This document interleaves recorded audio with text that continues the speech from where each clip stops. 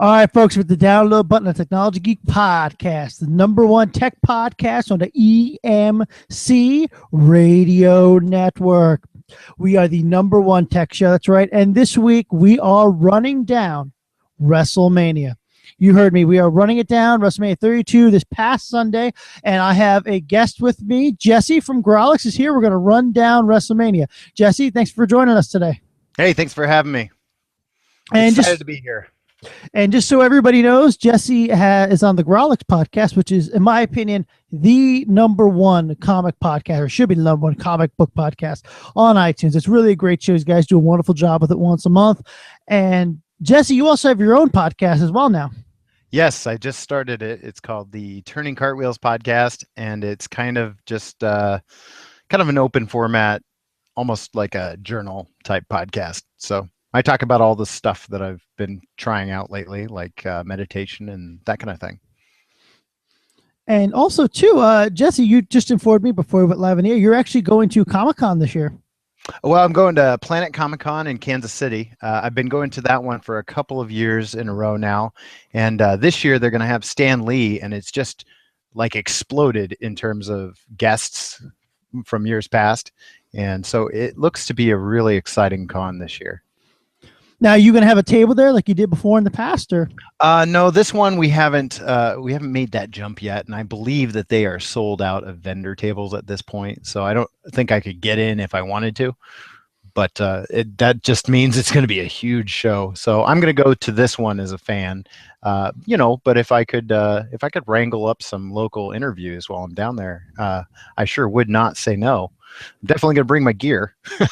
Listen, when you go up to Stan Lee, you just shove the mic in his face. Don't even let him say no. Just shove the mic in his face and say, because I mean that would immortalize you as the ultimate comic book podcast. Yeah, I would definitely be infamous at that con. And just so everybody knows, too, talking about of conventions, we will be April 17th. We are going to be broadcasting from the tattoo convention up here in Wilkes-Barre, which that is actually, I did not realize that. That's called the Electric City Tattoo Convention. And I did not realize how huge that was. People come from all over the world for that. And we are actually going to be doing a podcast from there. It won't be live, but I'm going to be sitting down with a bunch of tattoo artists, and we're going to be getting a bunch of interviews with those guys. So it's all set up, and that will be on the 17th. We'll be recording it, but that won't be live. I don't have internet access there, but we will be putting it all together, and definitely be putting it up on a podcast by the following week. So that'll be a lot of fun. Yeah, that should prove to be some pretty interesting color commentary coming out of there. Yeah, I actually don't want that one to be live because I think that one would. You might need a little bit of edit time on that one. Yeah, we got a couple, and actually two folks while we are there, live. Pre-recorded. Think about that term for a minute, folks. Live pre-recorded. My wife will be getting inked live recorded on the show. Yeah, it's a radio first, ladies and gentlemen. You heard it here. You heard it here first, recorded. Whenever you listen to this, because it's a podcast. Breaking news that you're listening to later. So that will be on the 17th. We'll be recording that, and then I'm sure it'll be up there. And the one that you're talking about, color commentary. My wife will be getting inked, and she doesn't do well with pain. So I believe that pre-recording the show would be the best route. Yeah. She get veto power on that episode. Well, yeah. Well, I'm sure she. I'm sure she's going to be getting inked, so I'm sure, there may be some color commentary from her. So yeah. It'll be all good. The color won't be just in the ink. Yeah. So yeah, we're going to be doing that. And also too, guys, I'm trying to work on a situation right now for the show. I've been asked by a couple of people to actually do the show from, I guess, the Magic. They're supposed to have some kind of big Magic the Gathering tournament up here in Scranton. You see, we're up here in the mountains, but we still have big events. See that? Yeah, that's fun. And they want us to do a show from there. The only problem I'm struggling with that is I would do it, not live, but recorded. But I don't know the first thing about Magic, so. Oh, well, that might help. Yeah. So they're asking us to do a show, but I don't know the first thing about magic. So I'm trying to see if I can get a co-host. If not, I'm not going to do it because I'm just not. I won't do a show on something I know absolutely nothing about. Right. Right. I know it sounds terrible, but I'm not going to risk that. Like, that would just be poor taste. Right. Right. Well, I'm sure you can find somebody. It's a pretty big game. So, Man, the phones are lit. oh, hey, we haven't even started on WrestleMania yet, guys. Hang on. Wait till we get rolling here. Woof. I've got 3 lines and they're all 3 are lit up already. Let us talk about WrestleMania first. Jeez. I guess I said the magic word. Yeah, no doubt. It could either be we want to talk about WrestleMania or people want to, or tattoo enthusiasts, one or the other. Yeah. Like, what are you saying about people who have tattoos? We're saying that they get stuck with needles and sometimes that hurts. Now, Jesse, I know I know we're supposed to talk about WrestleMania, but it's my show, and I don't think you're any on time schedule, so we can take a little. Yeah, I'm open. So I know you're an artist, but my wife and I are more into tattoo art. I'm pretty loaded with tattoos. I mean, to the point where, I've still got some back to work with and some canvas on my left arm a little bit, but I try to keep them so they're not in view when I wear a short sleeve shirt, just for professionalisms in an office. Sure. But and my wife's got quite a few on her back and stuff like that. But I don't know what if you have respect for the tattoo art or is that your thing or absolutely. I don't have any personally, but that has more to do with the fact that I'm very Irish. So I have lots of freckles, and I always joked that if I was going to get a tattoo, it would be a connect the dot, because might as well fit in with the freckles. Yeah, I mean, personally, I'm a musician and all that. And I think it's almost like a rite of passage. You have to have at least one when you're a musician. But sure, hold on 1 second. My phone is going off. They snuck through. Yeah, my personal phone is going off. Hello.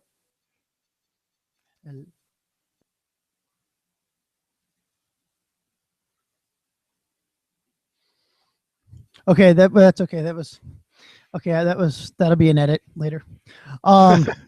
You get a robocall? No, that was actually I thought it was going to be an important phone call from my customer I'm calling to tomorrow, but I guess it's not. So nothing to worry about. But yeah, like I said, it's I guess I like tattoo art. I have a lot of respect for it. We watch Ink Masters every week. It's a good show. Yeah. But it's a good time. I think there's an art to it. Maybe not a. I mean, there's so many different types of tattoo art. There's new school, old school, American traditional, tribal, all that kind of stuff. I mean, it is really an art as far as I'm concerned. Oh, absolutely. And my wife, she I think she's up to 4 or 5 now. So yeah, I'm definitely down with tattoos. I just don't have any.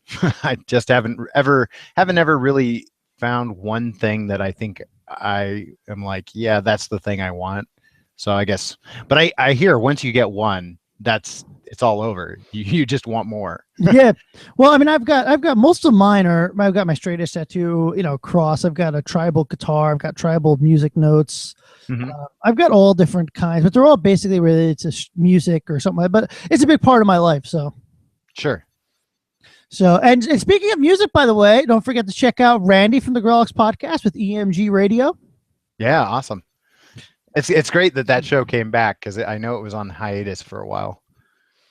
Well, I think Randy was on the show last week. I don't know if you listened or not, and I think it was the week before last, and he was talking about how you have a hard time sometimes finding musicians to want to, get free publicity. Yeah. Seems like a strange problem to have, but yeah, I guess I can see it. And by the way, folks, if you do want to call in, by the way, if we're going to open up Pandora's box, it's Tech Geek 17. Call in, and if you hit the hold line, just hang out and listen to the hold music. I don't know what to tell you. So talking about, we'll get into talking WrestleMania. Obviously, the Hall of Fame induction. If you don't mind, I'd like to save that for the end, if you don't mind. Sure. But we'll let's talk about WrestleMania. Obviously, the first match out of the gate, the ladder match, which is really huge. I think that's going to become the I guess the standard, I guess, for opening WrestleMania, because the last 3 or 4 years they've opened with a ladder match. So I think that's going to be the de facto standard. Yeah. Well, now was that one for the Intercontinental Championship? Is that what that was for? Or Right. There was no Money in the Bank match this year. right, because was it Sheamus? Sheamus cashed it in early. Yeah, and usually every year there's usually a ladder match for Money in the Bank, but this year it was just it was just the Intercontinental belt. But to see Long Island Iced Tea win, it was pretty cool. Yeah, that was interesting. And then did you watch Raw this week? He lost it. Yeah. What was that about? Wow. That wasn't even like a Mira champion. That was like he wasn't even the champ for 24 hours. Right. Man, that's got to be rough. I mean, cool for him to win, but then, man, to lose it right off the bat on the next day. Yeah, that was really. I was shocked by that. Now he's been working for the company for 10 years with no push. I thought this was going to be like his big, like, okay, Yeah. Jesse, we're getting an echo from you.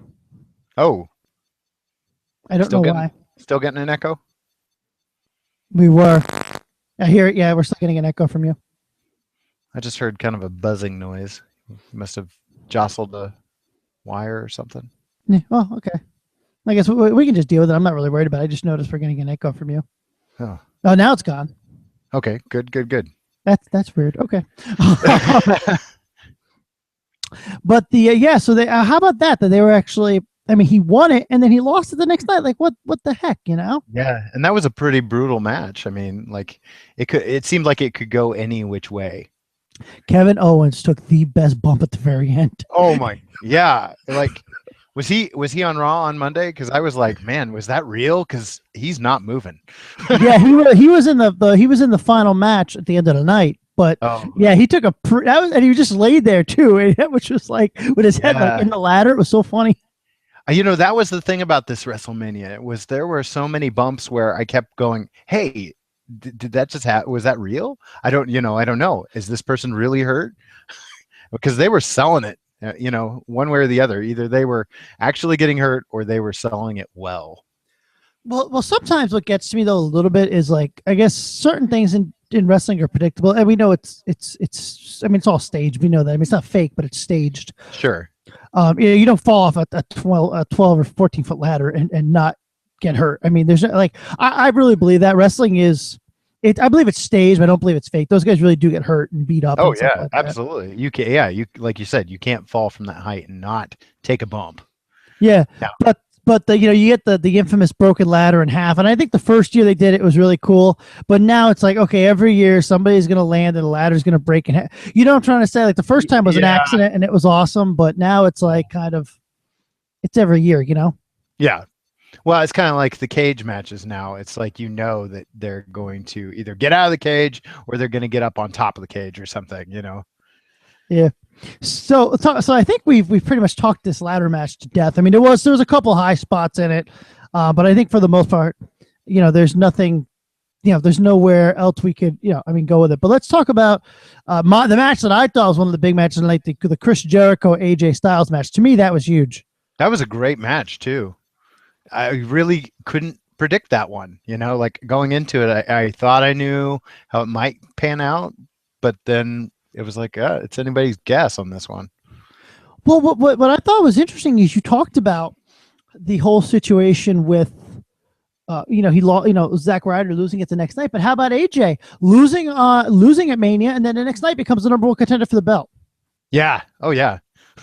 So it didn't hurt him any because he got that big push the next day. Yeah, I think him and Jericho is just phenomenal, man. I love to watch him work in the ring. He knows his craft so well. He puts guys over. I just love watching him work. Yeah, and it was kind of nice to see him win at WrestleMania too. So I would like to see an AJ win personally. Yeah, I was surprised that they didn't let him win because I really felt like, man, they're really pushing this guy, and they still are. They obviously are, but yeah, I don't know. It was nice either way. That one, it was tough to call that one. But I mean that was wrestling right there. I mean, you know what I mean? Oh yeah, they were just back and forth, move for move. They're pretty incredible, and they're both such physical. Like they can do a little bit of everything. They can do the dungeon style, you know, uh, real, oh, I don't know, like almost Bret Hart style wrestling, and then Well, they can do a little bit of that high flying stuff. well, that's the thing too. You know, they both can wrestle. You know what I mean? Yeah, Like there's no yeah, ifs buts about it. Like they both can go to the mat. And what I think is so cool about Jericho is, when I was younger watching him in the '90s, his style was so different, and it's still to this day, because I guess it was so different for the time. Still blends nice, but like I guess he was like really ahead of his time, because the style he was using is like the standard nowadays for wrestling. right. Yeah, exactly. It was kind of in that. They threw him in the cruiserweight division a few times in WCW, and then you see him when he gets over into WWE, and you're like, how is that guy ever a cruiserweight? He's always been a main eventer. Well, another thing too, I think that's a lot of is watching that match. You talk about bumps. That Yeah, code breaker that AJ took, springing off the top rope, was it. Maybe it wasn't brutal to take, but it looked nasty. yeah, no doubt. I mean, the way he took that, I mean, it was just the way he sold it, or just the way they landed, or what. But it was like, wow, that maybe that didn't hurt, but that looked nasty from this angle. It sure looked like it could hurt. Yeah. A little bit more to the left, and it might. Yeah, exactly. And let me tell you, man, when Jericho puts on that Walls of Jericho, I know he puts it on stiff, because I know a couple friends of mine that were in the wrestling business, and they told me about him. He puts it on stiff. And when he puts it on, you can legitimately see, like, the guy, like AJ was like, "Oh yeah, that hurt a little more than what I thought." Welcome to WrestleMania, AJ. It was just like looking at it, it's like, "Oh, I didn't think it was gonna hurt that much, but we'll deal with it." That was great. That to me was one of the matches of the night. Oh, absolutely. Just because, like you said, pure wrestling talent there. Yeah, and I see. By the way, speaking, I think Randy is listening to us, because he just tweeted, "I hear no echo." Huh. Okay. So I guess there's no echo. So I guess we're good then. So Well, and when it goes, like when it broadcasts, I think that it steals audio from my end and audio from your end. So as long as YouTube isn't getting an echo, yeah, well yeah, that's the important thing. right? And then obviously, so we had obviously the ladder match. We talked about that. We had the Chris Jericho defeating AJ singles match. Then of course we had that big 6-man tag. For me, not match of the night or anything. Just to me, really more of a filler match. But Yeah. I think the highlight for everybody was at the end, where Shawn Michaels, Stone Cold, and Foley came out. Oh, yeah. That was incredible. And I guess I didn't realize it, because I thought that at WrestleMania, every title pretty much went up on the line. But I guess I didn't realize that wasn't a title match, other than it was 3-on-3. Yeah, and I think it says, I think at the end, the fact that that those three guys came out. Obviously, all three of them Hall of Famers. Stone Cold with the Stone Cold podcast. Swing up there for a working man. Yep. And I gotta tell you, not to get off topic, but did you ever listen to Jericho's Talk Is Jericho? I haven't heard that one yet, but I've been curious about it, because I know that guy can talk. I mean, Yeah, he talks a lot about music and stuff like that. He not as much wrestling as you would think, oh, but he talks a lot of music of that. But his show is incredibly entertaining. I bet. Yeah, he's talking about the sponsor, and obviously he's big into DDP Yoga, because DDP Yoga helped him get back in the ring when he hurt his back. But he's hysterical. He's got this cowbell. He's like, you have to pay for the spot. You have to use the sponsors, because I have to pay for cowbell polishing and stick replacements and all that. Like, he's just hysterical. That's awesome. Yeah, I've seen him on one of DDP's videos. There was a DDP yoga video where Jericho came over, and DDP makes him breakfast or something. That was one of the videos I watched. I was like, this is entertaining. I would watch this to just watch these guys work out, I guess. Hang out and work out. Yeah, that's one thing that DDP definitely has down with DDP Yoga, is the awesome videos that he makes on YouTube. They're great. Yeah, he's must have a pretty good videographer that just follows him around all the time, because now they've got like documentary movies coming out that are taking Netflix by storm. Or Or where is the it's the Jake The Jake resurrection of Jake the Roberts. Snake. Yeah, is that Netflix or is that a different service? It's on Amazon. Oh, it's Amazon. I didn't realize that. Yeah, but and it's on iTunes too. He actually does have a guy that works for him full time that just does his videos and his website and his app and stuff like that. So it's actually pretty cool. That would have to be a fun gig, you know, because he's such an entertaining guy. Oh yeah, he definitely is. And a lot of people don't realize he just turned 60 a couple days ago, and I mean the shape he's in at 60. I mean there are guys that aren't in that shape at 20. Yeah, at 60 he was in WrestleMania. Yeah, he was in that battle royal. We'll get to that in a minute, but yeah, he was right. Yeah, he could. But you know what surprises me? He's still not in the Hall of Fame yet. Oh, it's got to be only a matter of time. I mean, you look at that guy's accomplishments and what he's done for not just wrestling, but for wrestlers. Oh, that guy deserves to be in the Hall of Fame eventually. He held Mick Foley lose 50 pounds before WrestleMania. Right. Yeah, he's gonna go. We know he's gonna go in. Yeah. He's actually down under right now. He's in Australia doing something with DDP yoga in Australia. Huh. He gets around. That's gotta be some pretty interesting footage. I mean, he's gonna have some fun videos come out of that visit. Yeah, that's one thing too. We've talked about for Randy a couple in the past, and Randy and I have talked about this a couple times about those guys that make that have YouTube channels that just have, I mean, hundreds of thousands of subscribers. It's just awesome. Like there's one guy that I just saw the other day. He bought a drill press and started a drill press video of him just drilling stuff out. He's got like 500,000 subscribers. Really? just because he has a power tool. Yes. how do I gotta think about something like that, you know? Will it blend? Yeah. Will it blend? Because that's a big one, isn't it? He just blends things in his blender. And who's that other guy? Was it East Side something or something like that? He's some guy. He has like basically like he'll eat anything you tell him to. He drinks like a whole bottle of Tabasco sauce, and he goes in the bathroom and like pukes it up. It's I don't know what it is, but yeah, there's another guy. He basically has a whole channel. He's got like 2 million subscribers. All he does is eat stuff every day. It's weird. This is the world we live in, ladies and gentlemen. Anything for entertainment. Yeah, that's true reality television when a guy will just eat whatever you tell him to. Yeah, he's got like 2 million subscribers too. But that's yeah, I 2 million people tuning in to see what he'll eat next.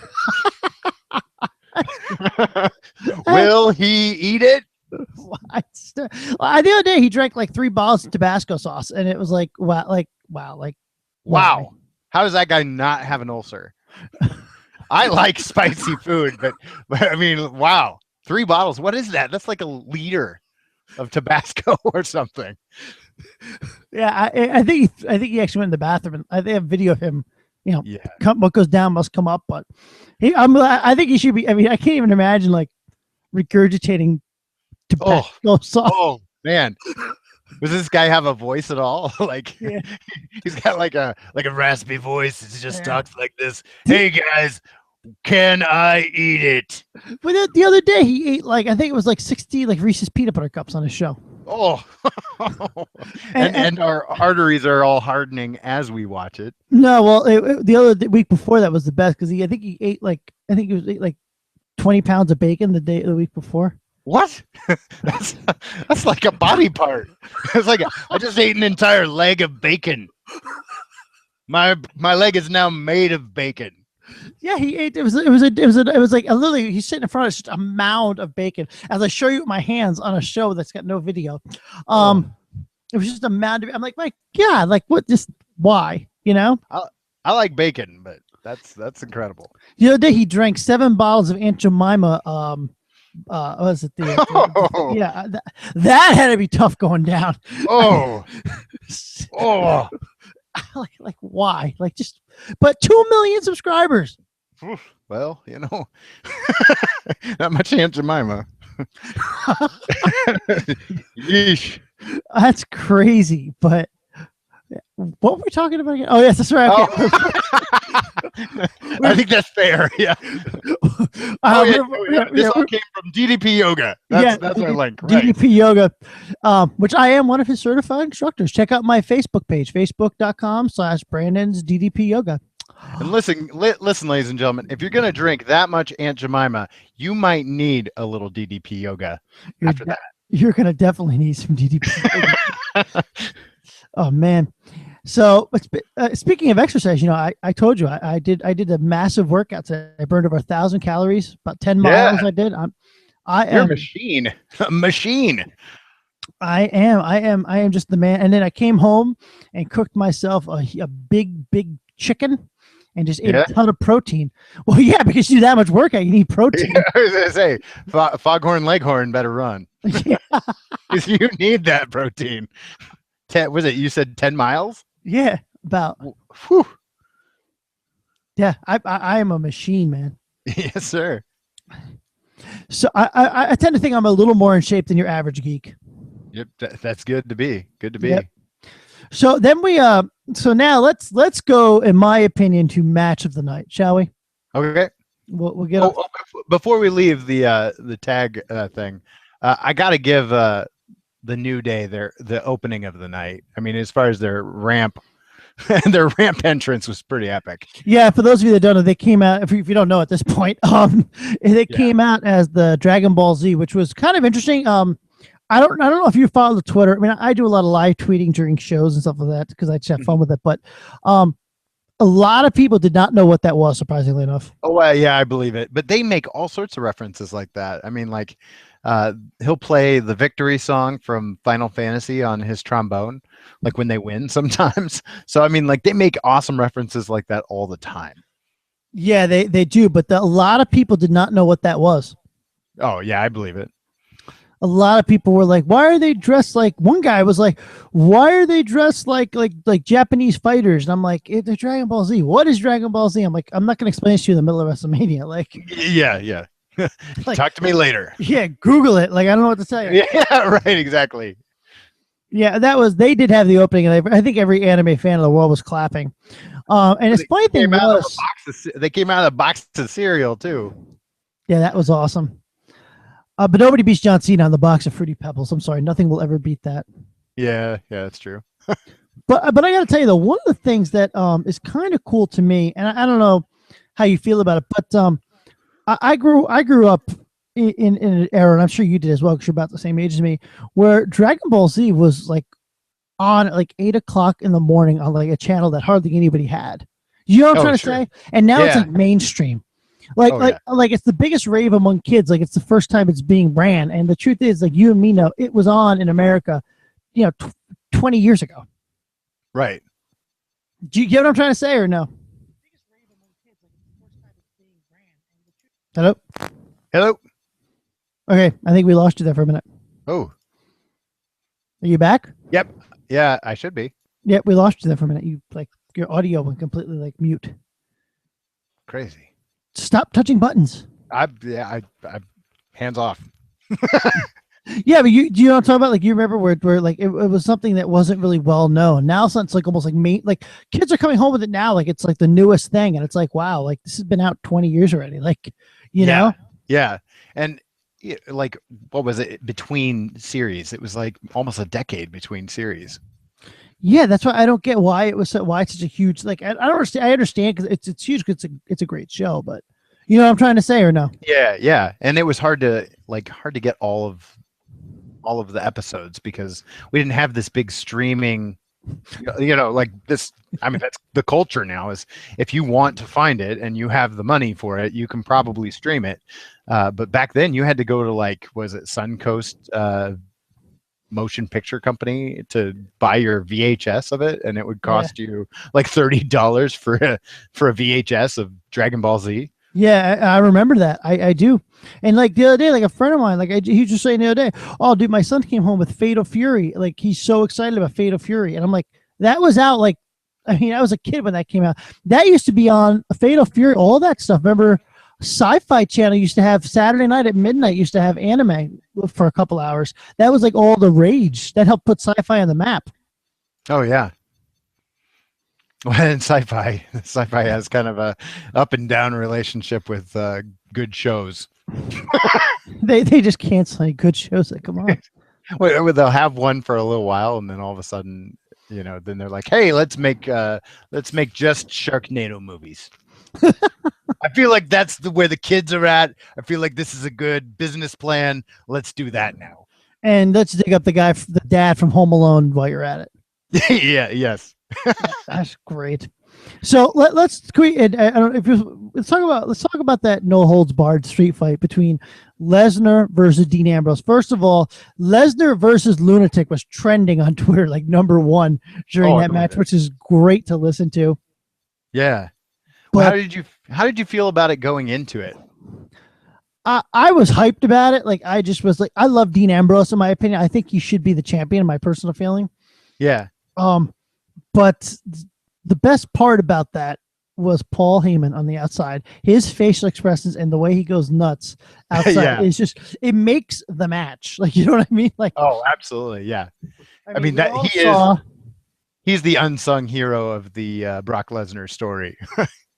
Yeah, I mean, like, well, the funny part too is when Ambrose pulled out that chainsaw from under the ring, and Paul Heyman just puts his hands on his mouth and like, Brock, he's just screaming for Brock, and it's like Brock Lesnar was laying on the ground, and I was so hyped up about that chainsaw, and basically all he did was pull it out from under the ring, and just Heyman, the way he reacts, he just gets you hyped.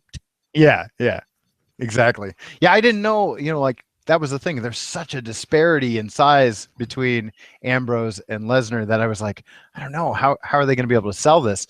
But then I think all the stuff that they did leading up to WrestleMania really helped to hype this match and like solidify it as a valid match, that they were going to be able to go.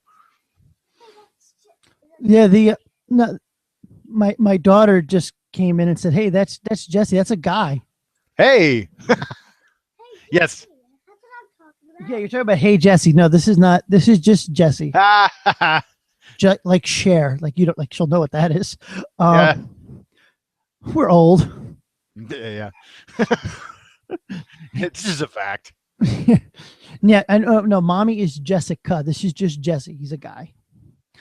Like Uncle Jesse. Yes, like he's like Uncle Jesse on Full House. But yeah, but like I said, you have to love when you're recording and people just troll in your office. So like I said, the other thing that's kind of neat though too is, like I said, the kendo sticks, we haven't seen those used in a long time. That was fun to watch. Yeah, they really pulled out some Terry Funk old school stuff there. That was a lot of fun. Garbage cans. Yeah. Then you have to, what else do you have? We had garbage cans. We saw chainsaws. We saw a ton of chairs. Yeah. He buried him in chairs. That was fun. And then the F5. I mean, just watch the F5 and all those chairs that had to be. I don't care who you are. I know wrestling's not real, but that had to feel great. Yeah, I mean, he's throwing you at those chairs. I mean, gravity alone, but he's also throwing you at those chairs. I don't care if those chairs are made out of tinfoil. That's not going to feel good. And Lesnar's at least 6 foot, so you're at least taking. I mean, that's at least a 6 foot drop, at least, because you're on his shoulders. Oh man! But Heyman outside screaming, he just makes it. Yeah, like he's just like Brock Lesnar doesn't have to say anything. No, he doesn't have to cut a promo because Heyman talks for him.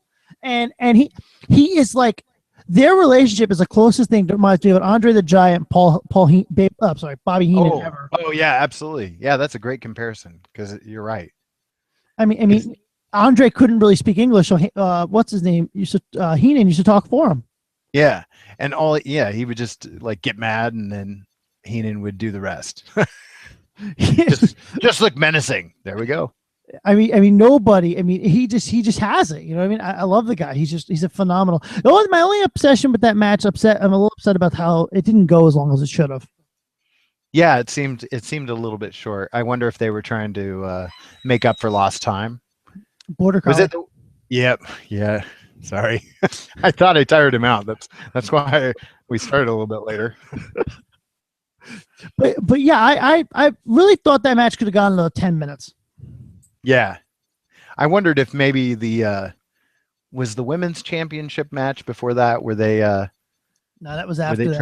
That was after that. Okay. Yeah, I don't know. Maybe the ladder match went longer than they thought.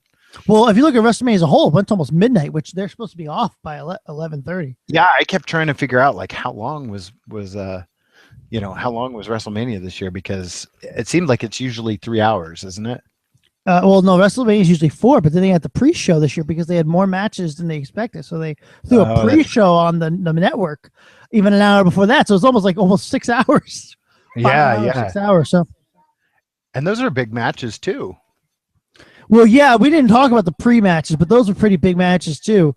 Talking about them, I mean, you had obviously Ryback versus Kalisto or something like that for a singles match for the WWE US title. There's your championship match we were talking about. Oh yeah, right. And then Team Total Divas versus another team, which was a 10 Diva tag match.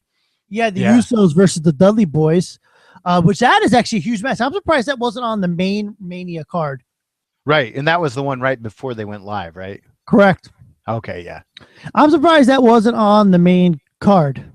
Right, because that's a big. I mean, Dudley Boys is a pretty big name. Yeah, they have a draw all their own. Yeah, so I was surprised. I'm really surprised that was only the network. But then again, WWE is really pushing this network card, so I think they might have thrown some bigger matches on prior to kind of maybe bump the subscriber numbers. Sure, you know what I mean? That's probably smart. Yeah. Yeah, I mean, I'm surprised. But then after that, now we go into that the triple threat match, which I'm not gonna lie, I know Charlotte Flair is a huge name. Her dad's Ric Flair, obviously, but I'm not gonna lie, I like Becky Lynch. Yeah, I was kind of rooting for her too. I was surprised they didn't go with Sasha Banks because I really felt like they've been pushing her. Well, when Snoop Dogg walks you down to the ring rapping, I kind of thought that was like, it was kind of like, wow, let's not bury the lead here, guys. Well, let me tell you something. Okay, she had one of the best coming down to the ring, like walking in the okay. The only one that ever topped that was Shawn Michaels riding the zip line down in WrestleMania 12. Yeah, that's fair because that was incredible with the lights and then his jacket. Yeah, that's just iconic. that was awesome. Like that was just amazing.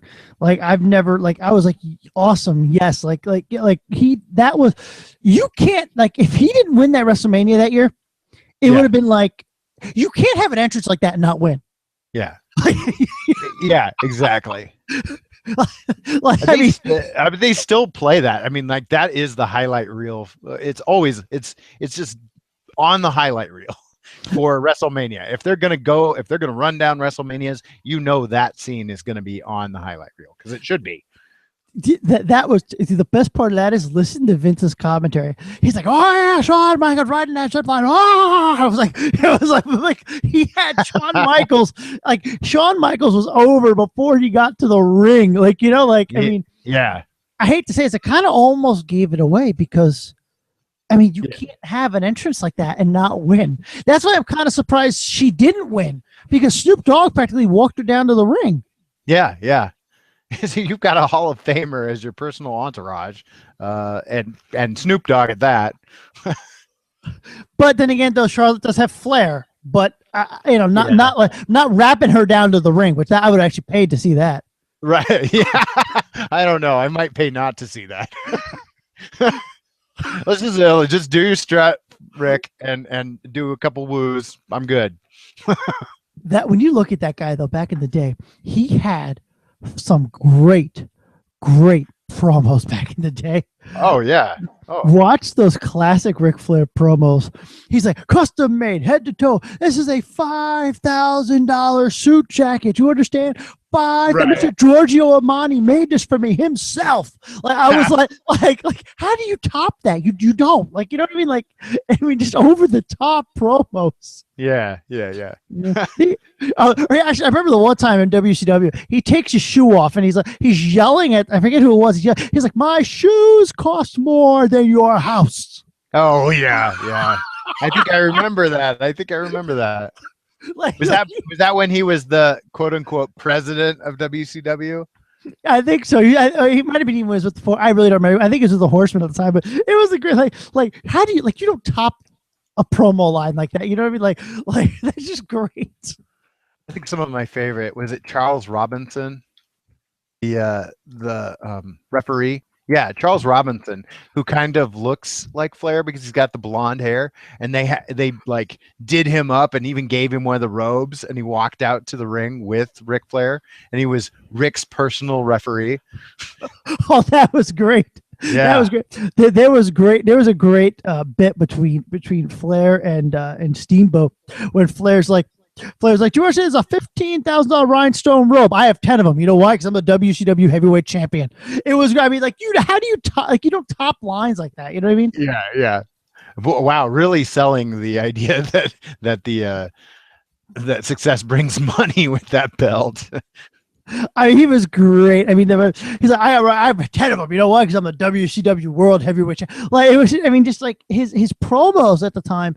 But, you know, I respect Flair, and I'll tell you why.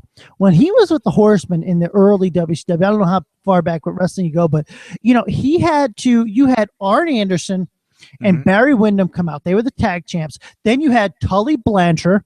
And then Flair had to come out on top of the night after those three big guys be the fourth one out that night and have to follow them and have another big, great. I mean, that's hard to follow act wise. Oh yeah, absolutely. I mean, you're looking at, I mean, Tully Blanchard was a big name. Arn was a big name. I mean, now you're coming out as the main event and you have to live up to the hype of, oh crap, I'm the main event. Yeah, yeah. After those guys, and well, most of them have been inducted, haven't they? Well, the Four Horsemen were inducted I think last year. That's right. Oh, that's right, because Flair likes to mention that he's in the Hall of Fame twice. He deserves it though. He is a legend. Oh, absolutely, yeah. So let's talk about the Charlotte Flair match. First of all, Charlotte, for those of you that I guess are huge fans, Charlotte does the figure 8, not the figure 4 like her father. She does the figure 8, which is kind of cool. But she picked up the first WWE Women's Champion. I like how WWE is rebranding. They're taking away the Diva division and making it the Women's division. That was kind of interesting to me because, as we all remember, the WWE Women's title hasn't been in WWE since Alundra Blaze threw it in the garbage on WCW TV. Right. Yeah, true. I thought it would have been a great bit if they would have had somebody like on Raw the next night walk in and just pull the belt out of the trash. Like if they've had the garbage can just sitting around the back for 20 years. Yeah, yeah, yeah. Or have Alundra Blaze like bring it down to the ring again and be like, hey, I've been holding on to this for a while. Like, yeah, yeah. Or I found this in a trash bag or something. But you know, like I really like the new belt. Well, I like how the women's title is white and the men's title is black. Very like obviously like wedding colors almost. Like the woman always wears white, the guy always wears black. So sure, yeah, but you're right, and then they are kind of mirrors of each other, and I like that. You know, like I was never sold on the pink butterfly diva belt. I was never sold on that. It seemed demeaning, and these, you know, if we want these women wrestlers to be, you know, to feel more legitimate, more respected, yeah, and they should be, because I mean, like there isn't that big of a stable for them either, and the things that they're doing are just as incredible as the men's division.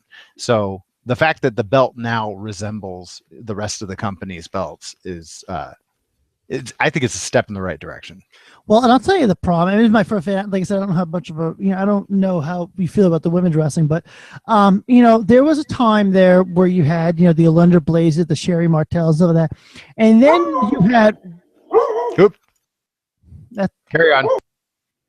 Then you had a time where you had, you know, the Lita and the Trish Stratus, and again, it was still, you know, the WWE, you know, it was, I don't want to say the women's champion, I forget what they called it at that time. But then after that, you started with this whole, you know, Kelly, Maurice. You kind of got away from the traditional wrestlers and went with more of the models teaching them how to, like models that they were teaching how to wrestle. Yeah, almost like ring girls. Because they had didn't they have like Tori from WCW? Didn't she wrestle for a while? Yeah, but she could still, I think she was up there with Trish Stratus and Lita. So, I mean, she still could go. But then you remember for a while they brought in Kelly. They brought in a lot of people that were just kind of pretty faces. I hate to say that. But, you know, I mean, there were a couple in there. Beth Phoenix can really go. Mickie James can really go. But there were for a while there was a time where the Divas division really, I mean, I remember there was a lot of complaints for a while that WWE didn't have a Divas match for weeks on end on Raw. Right. Yeah, and half the time you didn't even notice. until you did. Well, right, and that was so. I think now that a lot of these women that are coming in from NXT and stuff, they are legitimate women wrestlers. They're not just pretty faces, and they deserve to be respected as wrestlers because they can wrestle. They're like Trish Stratus, they're like Lita, they're like the Sherry Martells. They can get out there and wrestle. They're not just pretty faces. Well, and they're taking legitimate bumps too. I mean, how many? What was it? Brie Bella? No, not Brie. Well, and I feel the Bellas, like Brie and them, were kind of the end of the pretty face era, which is why they took the belt off them and gave it to a legitimate woman wrestler. That's my feelings anyway. Sure, sure. I'm sure I get hit on Twitter for that comment. But at the same time, you've got like Nikki is basically having to retire because of injuries. So it's like, yeah, she put her blood, sweat, and tears into it too. So I guess you could look at it from both directions, I guess. But I'm glad they, like you said, they made it more of a legitimate thing. And I think a lot of that is because of Stephanie McMahon. She's really put a lot of emphasis on the women and giving them their place, which they deserve it. There's actually been talk about, and believe it or not, TNA Wrestling did this. There's actually been talk of bringing out a female referee for the women's matches. Huh. Yeah, I don't know what to think about that. I mean, like, I don't see any problem with it, but at the same time, I don't know. Like, I feel like if we're gonna have a female referee, then she should just be a female referee. Like, she should be in there for the guys' matches too. And she very well might be. She very well might be. I don't know. Oh, okay. Yeah, I guess I can see it too. I mean, you would see that in other sports as well. Wrestling is sports entertainment. Let's not forget it's not real. Yeah, that's fair. That's fair. No, but the truth is, though, I think they've brought a lot more respect to the Divas division. I think it was appropriate to crowning the first one at WrestleMania. I think that brought a very much prestige to the title, which it should have. Yeah. But overall, I think it was a really good match. All three of them could really go. I was rooting for Becky Lynch, and man, that armbar looks like brutal to take. Her finisher, that armbar. Oh yeah, that looks pretty nasty. I don't think I'd want to take that. I think, I don't know. No matter how well you sell that, I think you're feeling that one the next day. Yeah, that seems like it. Yeah. But yeah, overall, great match. I like how they're keeping Charlotte a heel with Flair kind of at the end getting his little pulling. What's her name out? By the way, folks, we're giving away the results. If you haven't seen it, it's been almost a week. Yeah. Seen it, yeah. But yeah, overall it was really good. Somebody on Twitter just made a comment saying appropriate that Lita, not Twitter, excuse me, on Skype, because now people are messaging me on Skype because I'm not picking up the lines. Someone messaged me saying appropriate that Lita was out there. Yeah, crowning. I think you're right. Lita definitely is a true. She's a female wrestler, obviously Hall of Famer. Her and Trish both. Definitely they're definitely worthy of of being the ones to crown them. Yeah. Yeah. What a great face for that too. Well, yeah. I mean, we all know Lita is, highly well respected. So, obviously, I agree. But perfect person to do it. I don't think it would have been right if they would have had Stephanie or somebody like that do it, because yes, she is one of the owners, but she wasn't a wrestler. Right. So yeah, that was great. I like how they're keeping her a heel, and it looks like they're going to be building to a Becky Lynch, Charlotte again. On Raw, there was a little bit of a feud between the two of them there, so it looks like they're going to try to keep that going anyway. Good. I think there's some good heat there. Yeah, I agree. I think Banks is a phenomenal. Yeah, I think she's phenomenal, but I think that the chemistry there between Lynch and Charlotte is fun to watch. Yeah, no, I agree with you. So the next match of the night, which obviously it was the match that was actually, funny part is the title match was not really on the marquee. When I say on the marquee, all the advertisements that were on television and all the banners and stuff that WWE goes out of their way to hang up actually had Undertaker and Shane on it. It wasn't Roman Reigns and Triple H. It was the Undertaker and Shane. So I thought that was kind of interesting. It was a great match too. I mean, it was pretty hard to top. Yeah, I agree. I think after that was kind of like the I hate to say it, but like the peak of the night. It really was. It's not that I didn't enjoy the main event, because the main event was good, but I don't know how it could have topped Hell in a Cell. I mean, how do you come back from Hell in a Cell? Obviously, Shane took that huge dive off the top, which was phenomenal to watch. Yeah, if you haven't seen that, find it. It's got to be on YouTube somewhere. Oh, there's a lot of them on YouTube. I'm sure. Oh man. That was a great dive. He took that incredible just nose dive off the. I mean, he sold it. He looked like he legitimately got banged up pretty good there. I mean, obviously he was fine. He wasn't hurt. Yeah. But I'm sure he felt that in the morning.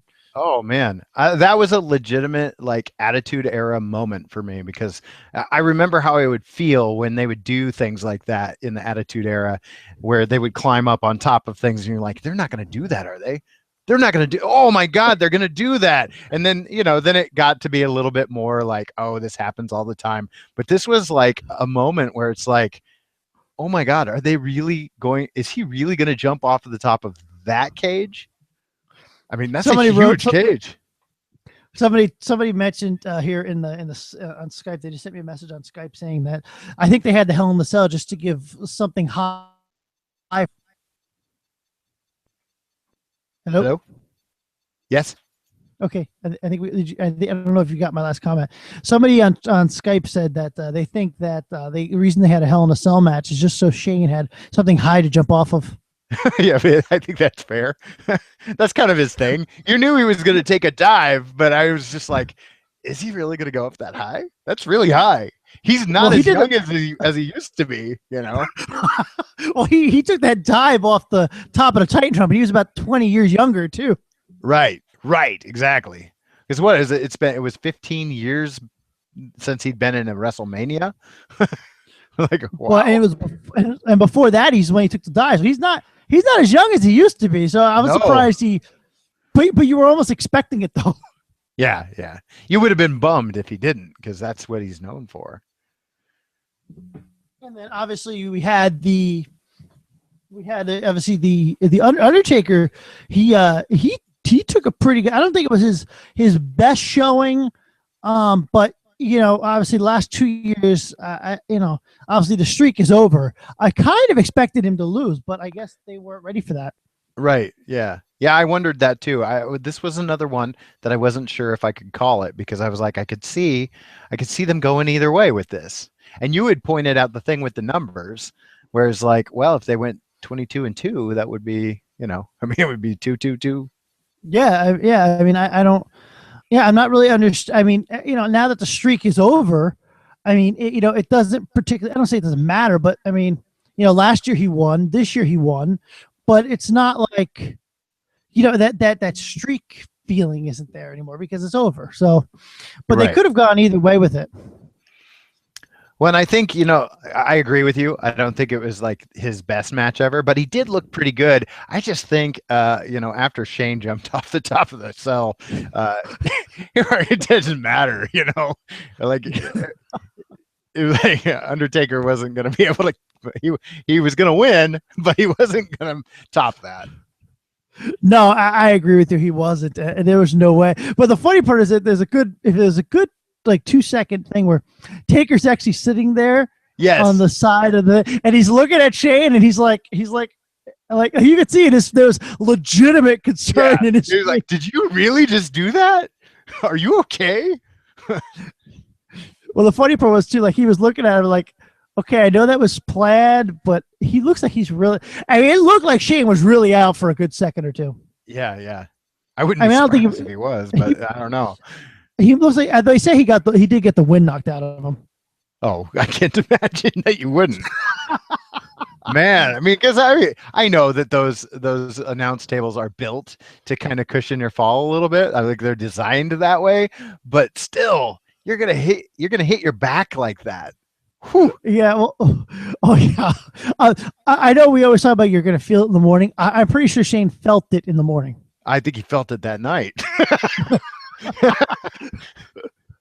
But you knew they were going to somehow get outside that cage. You knew he was going to take some kind of insane dive.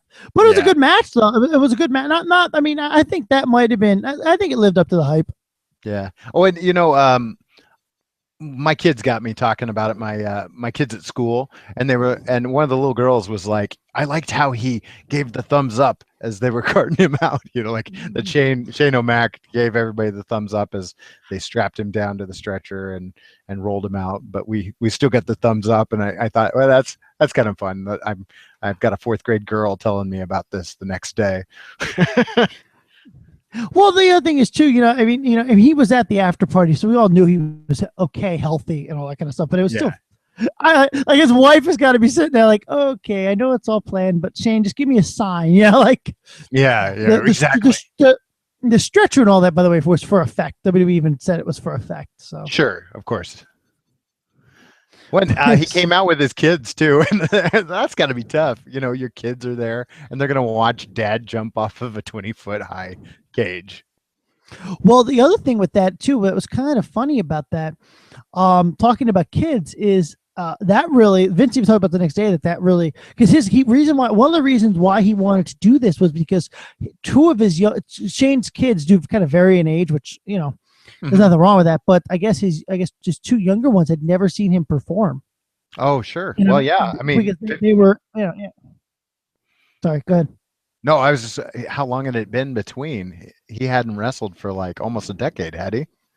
Yeah, correct. And his kids, two of his kids are well younger than 10. So, Yeah.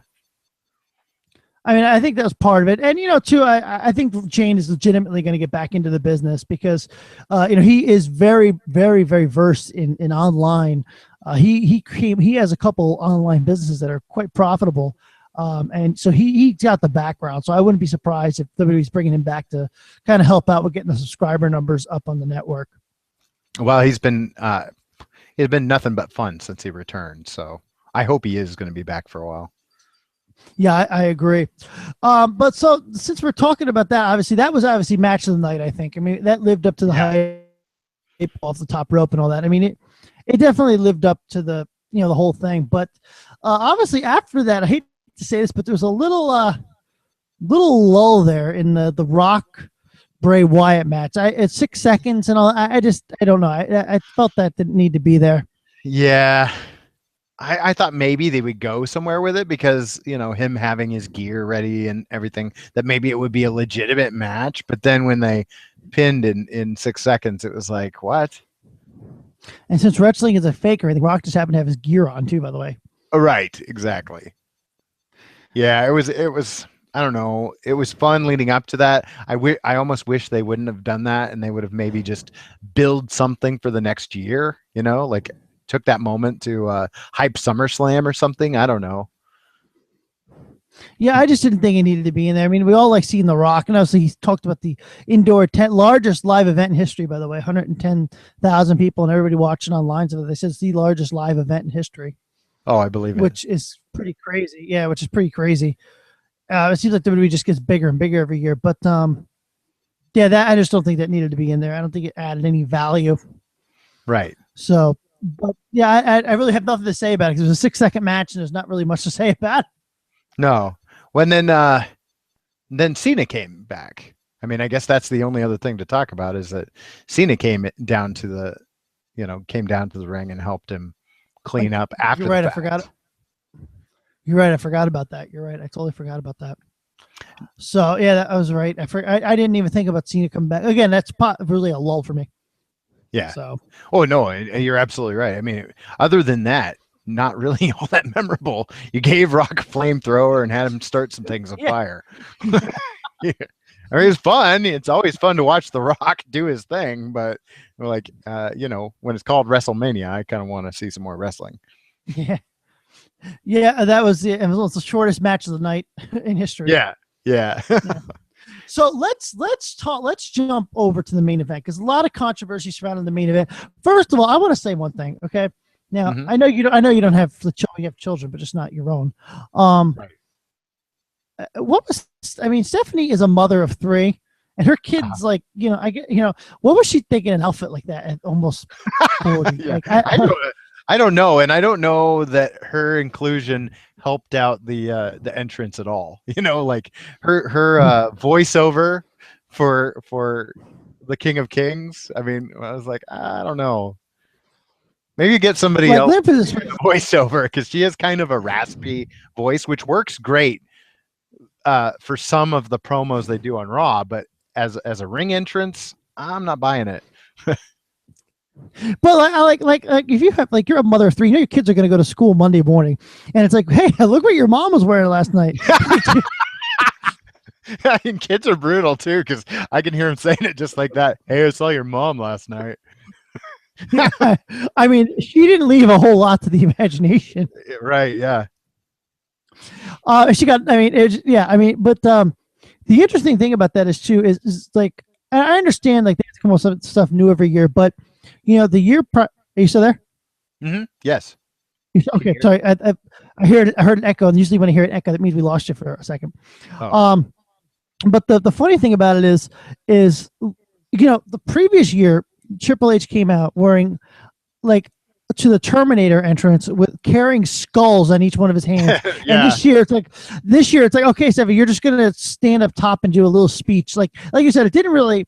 In my opinion, it wasn't one of his best entrances. Like we're used to Triple H coming up on a Thor throne with the big Thor hammer, like at his side. And, you know, I just didn't think it added any value. I mean, don't get me wrong. I mean, she did a nice job with it, but you know, and she had the '80s hairstyle coming back again. But yeah, she did her thing, but it's just like after Hell in a Cell. I mean, like you just came from Hell in a Cell. You just came from The Rock being electrifying, or his version of it, and then this is you really needed something that would put it over the top, and this just felt a little bit underwhelming. I don't know if maybe it takes too long to set that stuff up after something like a Hell in a Cell.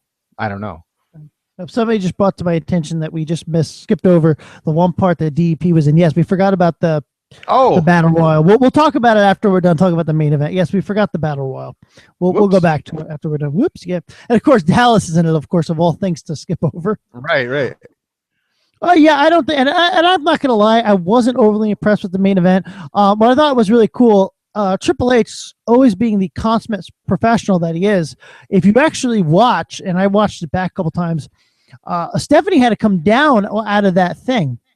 Out of that where she was, and if you watch, he starts walking and stands there for a minute or two to give her a chance to get down. Oh wow! If you actually watch it, and he's I mean, he is a true veteran. I mean, there's no doubt about it. But yeah, if you watch when he starts coming down to the ring, he actually stops, realizing she's not behind him. Right. So I thought that was kind of neat. It's just showing his ring veteran that, hey, oh wow, you know, I got to stand back a second. You know, it just shows that he knows what he's, you know, just a little piece more of him showing that he's, you know, a true professional.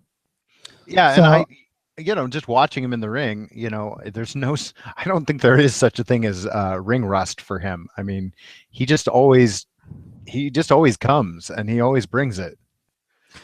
Well, I mean, he also, you know, I mean, you know, to give him credit because, you know, I know what it's like to be a business owner, and I know there's something I have now. Imagine he has to run a huge company and still stay in shape to wrestle, and still, you know, be a parent and all, you know. So he's, I mean, I'm sure he has help. I mean, I'm sure, you know, we don't, you know, but still, it's something, you know. He's got to make time to work out. He's got to make time to practice. He's got to make time to, you know, and he even says when he's the champion, it really takes a lot out of him because he has to run a company and he's got to, you know, be a champion too. Yeah. And that means on air, you know, like he's got to be on air for that stuff. So he's got scripts and things that he's got to run. Yeah. He's got to be in prime condition because you know, they've got to have like a pre-televised workout, you know, just to get pumped for being on screen. But have you noticed he is in better shape now than he was in his early years? He's incredible. I mean, yeah, you look at his physique and it's like, well, he's not just hanging out in the boardroom. Yeah. Well, the other thing is too, I think he's talked about this actually in his, I know you're not a huge fitness guy, but he actually talked about some in Muscle Magazine. The one thing that's nice about it now is he said, when you're on the road, you don't have the time. Now he has the time that, okay, I'm done at the office. I can, you know, go downstairs because everybody has their own gym, obviously. Right. You know, I can go hit the metal and then, you know, hit the iron and then go home. So he talks about that. Kind of neat. I just thought, you know, yeah, and his personal trainer like shows up at like 11 p.m. and that's when they work out or something like that. Yeah, so that was kind of neat. And the funny thing is too, when you actually really look at him, he actually has gotten in better shape as he's gotten older. Which usually goes the opposite way for like 99.9% of people. And he is like crazy smart too. If you've ever heard him talk on interviews, like Tim Ferriss, the Tim Ferriss podcast, he did an interview with Triple H, and it's a fascinating interview. It's, you know, the Tim Ferriss interviews are super long. I don't remember how long that one is, but it's like 2 hours, 3 hours with one guest. But it's fascinating interview, and Triple H is a prolific speaker. Yeah. By the way, just so you know, a little while ago, Randy sent me a text that said, "Just woke up from a nap, and now I have the show to listen to." Yep. So, getting those afternoon naps in. Sometimes I wish I could take an afternoon nap, plus you have to work all day. Oh, I know. I'd like to take a nap over lunch, but I probably wouldn't wake back up. That's the problem. Yeah, well, you're lucky though too, man. You're dealing with little kids. Imagine being like an adult art teacher, like teaching high school kids. That's got to be brutal. Oh, I don't think I could do. Yeah, I don't think I could do that. Little kids are at least excited. Like, you don't have to bring that excitement. They're excited. Yeah, you just have to be there. They would be excited. well, especially my daughter. Now we're getting off topic, but especially my daughter, because my wife obviously is an artist, not professional, but you know what I mean. Right. She does artwork and sells it and stuff at shows and stuff like that. But so my daughter really gets into the whole art thing. I can't draw a stick figure. So my she really enjoys art classes and all that, so that's pretty cool. But yeah, one thing I do want to talk about, Roman Reigns. How about that match? They actually piped out the boos. So many boos, and they actually turned off the crowd mics by the end of the match because there was just so many boos. Oh yeah. Oh, I thought you said that they were actually adding to the boos. I was like, I don't think you needed to add to them because they were there. Yeah, they were actually trying to take them out. Oh wow! Yeah, which is kind of interesting. And then I mean, when you listen to that crowd after the match is over, everybody was booing. There was nobody cheering for him. Yeah. Well, and you had made that, or you had retweeted that one tweet, which I thought that's pretty good because it was perfect for the environment that he's getting more heat than Lee Harvey Oswald. Like, oh yeah, you're not far off because he's not loved tonight. Yeah. Yeah, I mean, that's why I think they really put AJ in number one contender seat. I hate to say this, but I don't think you. I mean, obviously, he's supposed to be a face, and he's playing. He's even more than a heel gets. Yeah. So I mean, it's one of those things they have to do something. So yeah. I mean, obviously Triple H took the job, and Triple H has no problem putting guys over. We've seen him put over Daniel Bryan. We saw him put over a lot of guys. So he's definitely a very professional about. He's not trying to hold on to the spot. But no, and I think he knew. Yeah, like he wants to let it go. I don't think he wanted it in the first place. Well, obviously, let's talk about that for a minute because that's another big important thing that a lot of people maybe not realize. Triple H, obviously, was not supposed to be the champion going into Mania. It was going to be Seth Rollins. Obviously, right. Rollins got a very, very bad injury at a house show. WWE, unfortunately, going to be out for quite a while. And they kind of, you could tell WWE knows what to do because they dropped the belt to Sheamus. Sheamus had it for like a month, and then Triple H got it, and then had it. And then they did a bunch of matches that really made no sense to a storyline. And then, now we're going to put Reigns in it. So, I mean, you could tell WWE was kind of in I don't want to say a jam, but they really didn't know what to do. Like the fact that they put it on Sheamus for like a month and then started building to Ambrose and like you could tell it was like, what do we do now? You know what I mean? Well, and everybody was getting hurt, like everybody that would have been a contender. You had Sting. I don't know where they were going with that storyline, but he got hurt, so he's out. And then you've got Cena, who they were kind of flirting with this whole Seth Rollins Cena thing, and then he gets hurt, so he's out. And everybody just kept getting hurt. Even Sheamus was on the injured list.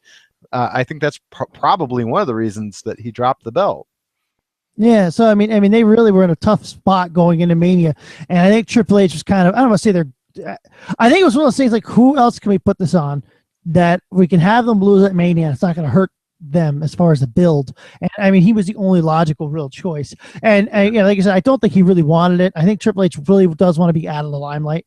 Yeah. Well, how many times has he retired? You know, I mean, Like, okay, Vince, like you picture him like sitting around at a family dinner because obviously he's married to Stephanie. So sitting around at dinner, Vince, no, not again. Vince, I'm done. Vince, all right, fine. One more time, I'll carry it into Mania, and then I'm done. Okay, like you, that argument, like you go out there and you do it, or you're fired. That was great. Talking about that, there was a funny Opie and Anthony bit a couple years ago where they were told when nobody was doing the XFL. Just to give you guys a little history lesson, nobody was doing the XFL. You're gonna go XFL. This is a true story. They were just talking about the other day, and so it's fresh in my mind. So I just want to talk about it. They were doing the XFL, and they did a couple of those who don't know how the television industry works, they do preliminary testing of shows to see how it does with the audience, some of that. And the XFL got such poor ratings. Vince actually was sitting around with a bunch of people and says, who can we get that could fill the arena? And so they called Opie and Anthony, who were huge in New York at that point. And they called them and said, okay, we're going to have you do the pre-show. And after like 2 or 3 pre-shows, they said it was so bad. Vince actually like called them up to his office and like fired them. And they said, well, if you're going to fire us, can you please do the whole "you're fired" thing so it sounds good for the radio? And they actually made him come on the radio and do like the "you're fired" thing with the like live on the air just to build it up. But it was great. Yeah, it's a great bit.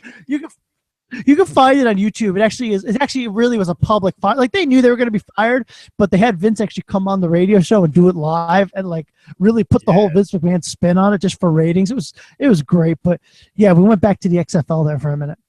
That's awesome. Austin. Yeah. Well, tell you the truth, talk about the XFL. Other reason why I brought that up is they're actually going to start running XFL reruns on the WWE Network. Oh boy. From what I read. Well, I mean, I guess you might as well put them somewhere, but I don't know. I don't know if that fits your demographic here. I don't know why Vince ever thought that was a good mix, but well, again, I just think it'd be there's a whole thing behind that. They wanted to actually get professional. First of all, let's build about one thing about the XFL. They were subpar players. All the good guys went to the NFL. Right. Yeah. But that is kind of funny. But shows the kind of money Vince had in the '90s. Like, let's just start a football league. Yeah, and for it to be complete failure, and it still didn't hurt him. Yeah. So the one thing I do want to talk about Stephanie. We were talking about her before. Stephanie actually took the liberty of throwing the sledgehammer into the ring, kind of vintage Triple H. Yeah. During the match, that was fun. She did get knocked over and all that kind of stuff, and she took a spear from Roman Reigns that looked like it was pretty brutal. Oh yeah. And those, I mean, say what you want to about Roman Reigns, but what he does pretty well. Like his spear is a good spear, Well, and he's got a few pounds on her too. So when he clobbered her, I mean, she probably took, she took a good bump there. I mean, she's definitely not afraid. She's just like her husband. She's not afraid, and her father. She's not afraid to put her body on the line for the company. Right. Yeah. Well, yeah. The whole McMahon family has been involved in some form or another. I think even Linda gets out there and will slap somebody across the face. So or cut the grapefruits. Yeah. Yes. Yeah. Exactly. That was great. They don't do anything like that anymore. Yeah. No. No, totally different company now. So let's talk about this battle royal, obviously, that we completely forgot about. I don't know how we missed that one. Next ring, my guy, my yoga instructor was there. Dallas was one of the entries in, and let me tell you, I love the best part. I know you're not a DDP guy, but the commentary that the commentators added to that, or probably the funniest part, he diamond cuts a guy and what's his name at the JBL. He's actually a good fan of Dallas's. Okay. He's like they teach that in yoga class. Yeah, that was a great line. Yeah, and he throws him over the top rope. He's like, look at the shape Dallas is in. I think I got to do me some of that DDP yoga he's always talking about. Yes, yeah. Oh, JBL was on fire. I think he had some really good lines that night. Yeah, they're too like Dallas is like beating the one guy, and Dallas is like or JBL's like I was hanging out with Dallas in the back. He just oozes that it drips that positivity. He's always so positive all the time. He goes, it drives you nuts, and I'm like, I mean, it was the whole thing was. I mean, a lot of good plugs for obviously DDP Yoga, and yeah, he had a lot. He was on fire during that Rumble. JBL is great on commentary. Yeah. Well, and Diamond looked great out there. I mean, like we were saying before, 60 years old and still dropping diamond cutters. Awesome. Yeah, he and I got to tell you though, he is somebody who he's got the personality, he's got the charisma, and he can come out there and just diamond cut a bunch of people, and the crowd will just go nuts. Yeah. Because he doesn't come out that often. I hate to say it, some of those guys that are legends, you don't get a chance to miss them. But him, he does give you. For the most part, as far as wrestling wise goes, he does give you a chance to miss them. But and I think it's interesting about that though. A lot of the guys that were in that Rumble, obviously you had some legends in there. Obviously Dallas was in there. Tatanka, they dug him up from somewhere. Yeah, I was gonna say we need to talk about that because I was like, how are they not mentioning him? Is that really him? It's gotta be. Yeah, But what I think is interesting about that, obviously Fandango was in there, got thrown over, really didn't have much of a WrestleMania, much time on screen at all. And 2 years ago, I think it was 2 years ago, he was in the upper mid card with Jericho. So I mean, something had to happen with that. Yeah. You know what I'm trying to say, or not? Yeah. No, they had a lot of names in there that it was kind of like, really, they got eliminated fast, and they didn't. You didn't see a whole lot from them in that match. But you remember Shaquille O'Neal? Yeah. Oh man, I don't know what they were doing with that. I mean, are they trying to do something with that? Was he on Raw or anything, or was that just kind of a celebrity? That was kind of just a one-off. Yeah, just a one-off, but it was fun. Well, he's getting inducted into the NBA Hall of Fame, so I think it was kind of, and it had to put somebody in that's just as huge as the Big Show too. I mean, yeah, and that was pretty cool. I mean, like seeing those two stand next to each other. Yeah, and obviously you had Mark Henry in there, big name there as well. Yeah. I think overall it was. I think I enjoyed the battle royal. I think everybody enjoys the Andre the Giant Memorial Battle Royal. Obviously, the first winner last year was the Big Show, which was his big WrestleMania moment that he finally had. Poor guy's been with the company like 15 years, and he just had his first WrestleMania moment. Right. Yeah. So yeah, overall, I liked. It was a good match. So let's now that we've kind of covered the Mania card, let's kind of dig our heels into the Hall of Fame. Okay. Obviously, big names getting inducted into the Hall of Fame this year. Obviously, you had the Freebirds, which I'm surprised they weren't in yet. Yeah, I was too. I was like, oh yeah, what took us so long? What took us so long? That was obviously they went in. That was really big. Michael P.S. Hayes, obviously very, very, very big behind the scenes. For those of you guys that don't know, sure, he's been there for a long time. I was really surprised, like I said, that he hadn't gone in sooner, but last year was their year. I always liked the Freebirds. I thought they were always a lot of fun. Way overdue, I think. Yeah. I don't know. I don't know what else to say other than, yeah, what took us so long? Yeah. Obviously, Stan Henson got involved. I wasn't a huge fan of his. Obviously, he's an AWA heavyweight champion, NWA champion. Not really a huge fan of his, but him going in, obviously, But I think there was a couple of big ones this year. I thought a small class this year, but still really good. We obviously remember the Big Boss Man went in this year. Again, what took so long? Yeah. You would have thought that he would have been inducted long ago. Maybe the family just wasn't available in years past. I don't know. But my personal favorite, though, there's nobody better to induct him than Slick, the Doctor of Style. Yeah. Yeah. I love that. I loved his gimmick as a kid. How do you have a doctorate in style? Like, I don't know, but he does it well. Yeah, think about that. Like that was such an over the top gimmick. Like Yeah. people have doctorates in education, like PhDs, medical doctors, but he has a doctorate in style. Yeah. Like you don't get better than that. Well, yeah. And speaking over the top, gimmicks. Then there's The Godfather to open the thing. I mean, they started with him. That's what I was like. I was like, wow, we're opening with The Godfather. All right. Now, for those of you that don't know, okay, it's a way different company than it was when he was wrestling. Yeah, big time. There's no Val Venuses anymore. There's no Godfathers anymore. That was a guy. They had the ultimate tag team, the Godfather and Val Venus. That was like the ultimate tag team in the '90s. Yeah. Oh, but yeah. Think about how edgy WWE used to be. They have Val Venus, who is basically his whole character is like he's a male porn star that wrestles. Yeah. I mean, they don't do anything like that anymore. Nope. Well, and then the Godfather is basically a pimp. Yeah, so I mean, it was over the top. I'm really surprised I hate to say this, no disrespect, but I'm really surprised he got in because, it's a different company now. Yeah. Do you know what I'm trying to say? And they're going a PG rating. So when the kids heard about that, they went on Google and they typed in The Godfather, and look what they came up with.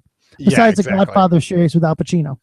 Well, and I mean, like they kind of danced around Hogan entirely. I mean, and I understand because they got to kind of stick to their guns on that subject. But so you're dancing around Hogan, but you're inducting the Godfather. So I mean, it's like, pick and choose your battles here, guys. Yeah.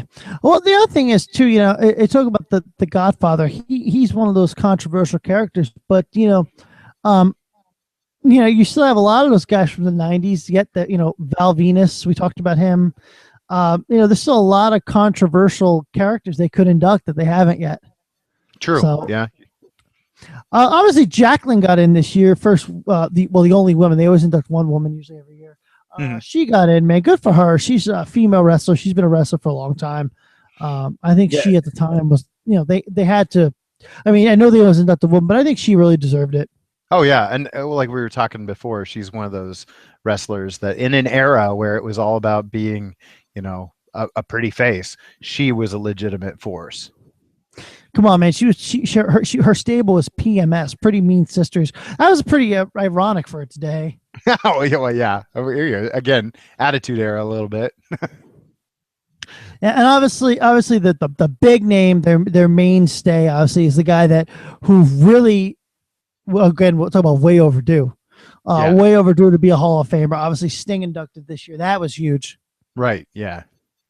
I would have liked to have seen him win a match though before. I know that's the biggest bummer. There is like I wish he wouldn't. I mean, like I understand why he has to. He really has to retire because of that injury, but it would have been nice to just have him around and involved in a story or something. I don't know. Yeah, I would have liked to seen him win one with the WWE, but obviously 6-time WCW heavyweight champion, 1-time NWA champion, 2-time WCW champion, 3-time WCW tag champ. Obviously, I think 4-time TNA wrestling champ. I mean, he definitely is very deserving of it. Yeah. Oh yeah. And probably, I mean, looking at all of the old pay-per-views that they have on the WWE network, you got to think that Starrcade, Hogan versus Sting, that's got to be one that people go back and watch over and over. I think that was the match that everybody had waited years. Because even if you weren't a wrestling fan, you watched that. Yeah. Yeah, you've been waiting for it. I mean, there was such a build to that because Sting was up there in the rafters for how many years? It seemed like years that he was up there in those rafters. And it was like, okay, finally he's coming down. He's going to wrestle. And he still didn't say anything. But then was it like right after he won the championship or whatever, he broke his silence and then he became Sting that talks again. Imagine that too. Now trying to pull it off nowadays. We're going to have a guy that doesn't talk. It would never work with social media and all that. It would never work. But back then, in the '90s, it worked. There wasn't social media, there wasn't the internet. What it is now. So, well, and the closest thing we've got to it now is basically Brock Lesnar. Well, because you've got Paul Heyman. Yeah, I agree with you on that. Because So, like yeah, that was pretty. Goldberg wouldn't work, like not the way he used to. Because he Yeah, tried. well, that's something I don't know. There's a lot. That's my only problem, by the way, with WWE owning the Hall of Fame Mhm. is that since they own all these companies, you can really only get in the Hall of Fame if you're in the good graces of WWE. Right. Which really is if like WWE, like NBA or not the NBA. I'm sorry, the Major League Baseball. We'll talk about baseball a little bit, but um, Major League Baseball owns the Hall of Fame. So even if you're not in Oh, good standings with the Yankees, or if you're not in good standings with the one of the big teams, doesn't matter because the NBA, the MLB owns the Hall of Fame. right. And I that's mean, that's one of the reasons that Pete Rose will never be inducted. Is they'll never forgive him. well, he was inducted into the WWE Hall of Fame though. Oh, Pete Rose was? Yeah. Oh, that's right. That's right. He was. Probably because of that. Yeah. Yeah. But if you really think about it though, I mean, because WWE owns the Hall of Fame, they have to be the ones to induct you. Now, Triple H has talked about this before the other day. I'm bringing this up at the Hall of Fame. He said he is for as long as he's, and think about this. Triple H has actually said as long as he is in charge, China will never be in the Hall of Fame because of all the stuff she's done after she left wrestling. I don't know how I feel about that because it's like, yeah, I get what you're saying, but that's not what the award is about. The award is about what you did when you were wrestling. Right, but think about this though. Kids go home and kids go home from school wanting to know who China is Yeah. and Fair. type in WWE China and look what they'd find. So Yeah. what WWE's big thing is. Well, it's not it's an image thing, which I get it, but it's not really fair. It isn't. I mean, you really think about it. I mean, because they're basically holding the keys to the Hall of Fame, which really isn't fair. Because you should be allowed to be in, a kind of because that I mean it's you should be in no matter what because I mean it's you were but WWE doesn't look at that. It's all about their company image. And boy, am I glad you're coming off mic mute because I have running out of things to say. Yeah, no, border collie I saw kind another big dog. I kind of felt like Thor in the last. I am Thor, the god of Odin. And I am running out of things to say, And China and Triple H and China and Triple H. No, but I totally get what you're saying. It's yeah, they're in a tough spot there because now somebody's bringing it up to me. Somebody just said to me on Skype. They just sent me a message. They had said that, well, how is that fair? Because Sable posed in Playboy, and so did Tori Wilson, and so did I. See, it's a little different because they were. It's a little different because the company let them do that. It's a little different. Yeah, it is a double standard though. Absolutely, yeah, and that's a fair point. Absolutely. Yeah, because Tori Wilson and Sable. Yeah, I get what you're saying, but again, it's one of those things. It's a double standard, and again, it's Playboy is held at a different standard. You know what I mean? Yeah, like Marge Simpson can be in Playboy. Yeah, it's held to a different standard. Another thing too, Snoop Dogg, obviously, their celebrity inductee this year. Mm-hmm. So he got to wrap his cousin down to the ring. Who else are we missing? Oh, the Ultimate Warrior Award. Okay, I don't really consider that part of the Hall of Fame, but we can talk about it if you'd like. Oh, I just thought we better mention. No, you are right. You are right about it. I think it's really cool that Ultimate Warrior, has his own award every year, the Warrior Award, because he definitely deserves it. Obviously, Ultimate Warrior was the closest thing to Hulk Hogan at that time. Sure, but I know I'm wrong. The person's very important, but I don't have her name in front of me. But yes, there was a woman that got the award for. I think she's part of the breast cancer awareness. Yes, I think so. Yeah, Joan London. Yes, I think that's it. Yes, I think that's great. Somebody just messaged me on Twitter about it or on Skype about it. So yeah, that was it. Obviously, I think it's a very important, prestigious award and stuff like that. But Randy just sent me a tweet saying, "I'm still here. I promise my eyes haven't glossed over yet." Oh, and he chimed in on the YouTube chat. I generally hate naps with a passion, but didn't get much sleep last night. Yeah, he's digging it. I know he doesn't. I know he's not a wrestling fan. Well, we put him to sleep with this then. Well, it's Mania. It's once a year. Yeah. And actually, this is a show I've wanted to do for a long time because I don't really get a chance to do many. I never got a chance to really do a Mania review show. Right, And right. Leafy's Yeah, you're trying- you're pretty conservative about how much you talk about wrestling on the main show. So, once a year, heck yeah, it's like Christmas. Well, exactly. And it is once a year. I just sent him the link to if he wants to join the show. But yeah, it's once a year. It's Mania. It's history in the making. Or WrestleMania. Yeah, yeah. So guys, we'll if anybody I sent Randy the link. If he joins in, he'll join in. He can if he wants. Or the phone lines are open, guys. Tech Geek 17. Now all the phone lines are all. There's nobody on the phone lines. Before they were Finally, the phones have come back to the Technology Geek.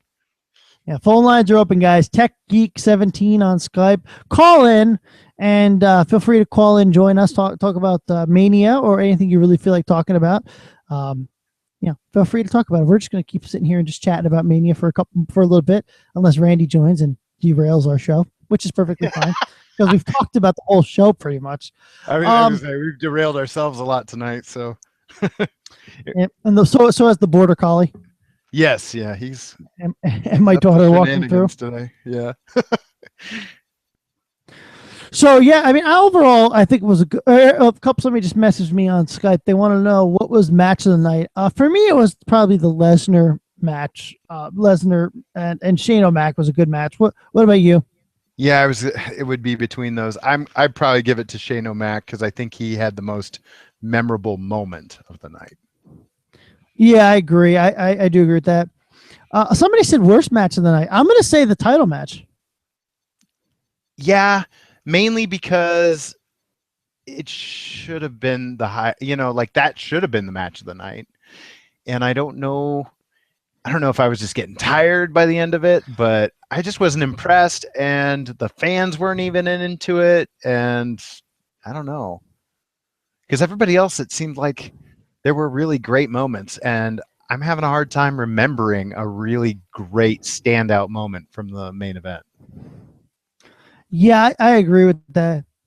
I just don't think there was really the main event was really the low moment. I think the women's match was even much better. Yeah. Oh yeah, I would agree.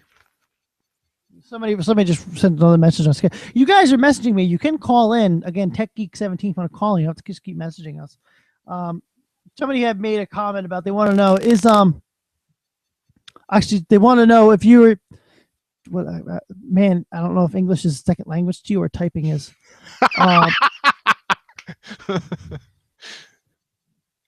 FYI, guys, if you message in on the show, Brandon is gonna bust you on your grammar. Well, let's let's try this again. Send it again, please. Oh, okay. So what you're trying. Okay, I give up, dude. You're gonna have to if you can't. I can't make out what you're trying to write to me. I really can't. I'm sorry, but I can't make out what you're trying to me. Next person. Moving on to the next comment. Better or worse than last year's Mania? Somebody says. I think it's hard to say because last year holds a special place in my heart because of Sting's first ever WrestleMania, Daniel Bryan's last WrestleMania ever. I don't know, but this one was really tight though. This one was put together well. I don't know. I don't think it tops last year. The year before that, streak dying, it can't top the year before. So I'm going to say no. That for me anyway, it can't top the last 2 years. Right. Yeah, and yeah, seeing Sting in WrestleMania was too big.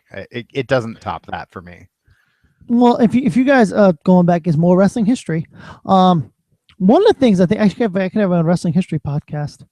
One of the things you could do, and one thing I do want to talk about is. This year felt to me like WrestleMania 10. Now, for those of you who don't remember WrestleMania 10, The original plan was to have Hogan and Flair in WrestleMania 10. And no, wait a minute. I'm sorry, it wasn't WrestleMania 10. I believe it was WrestleMania 11.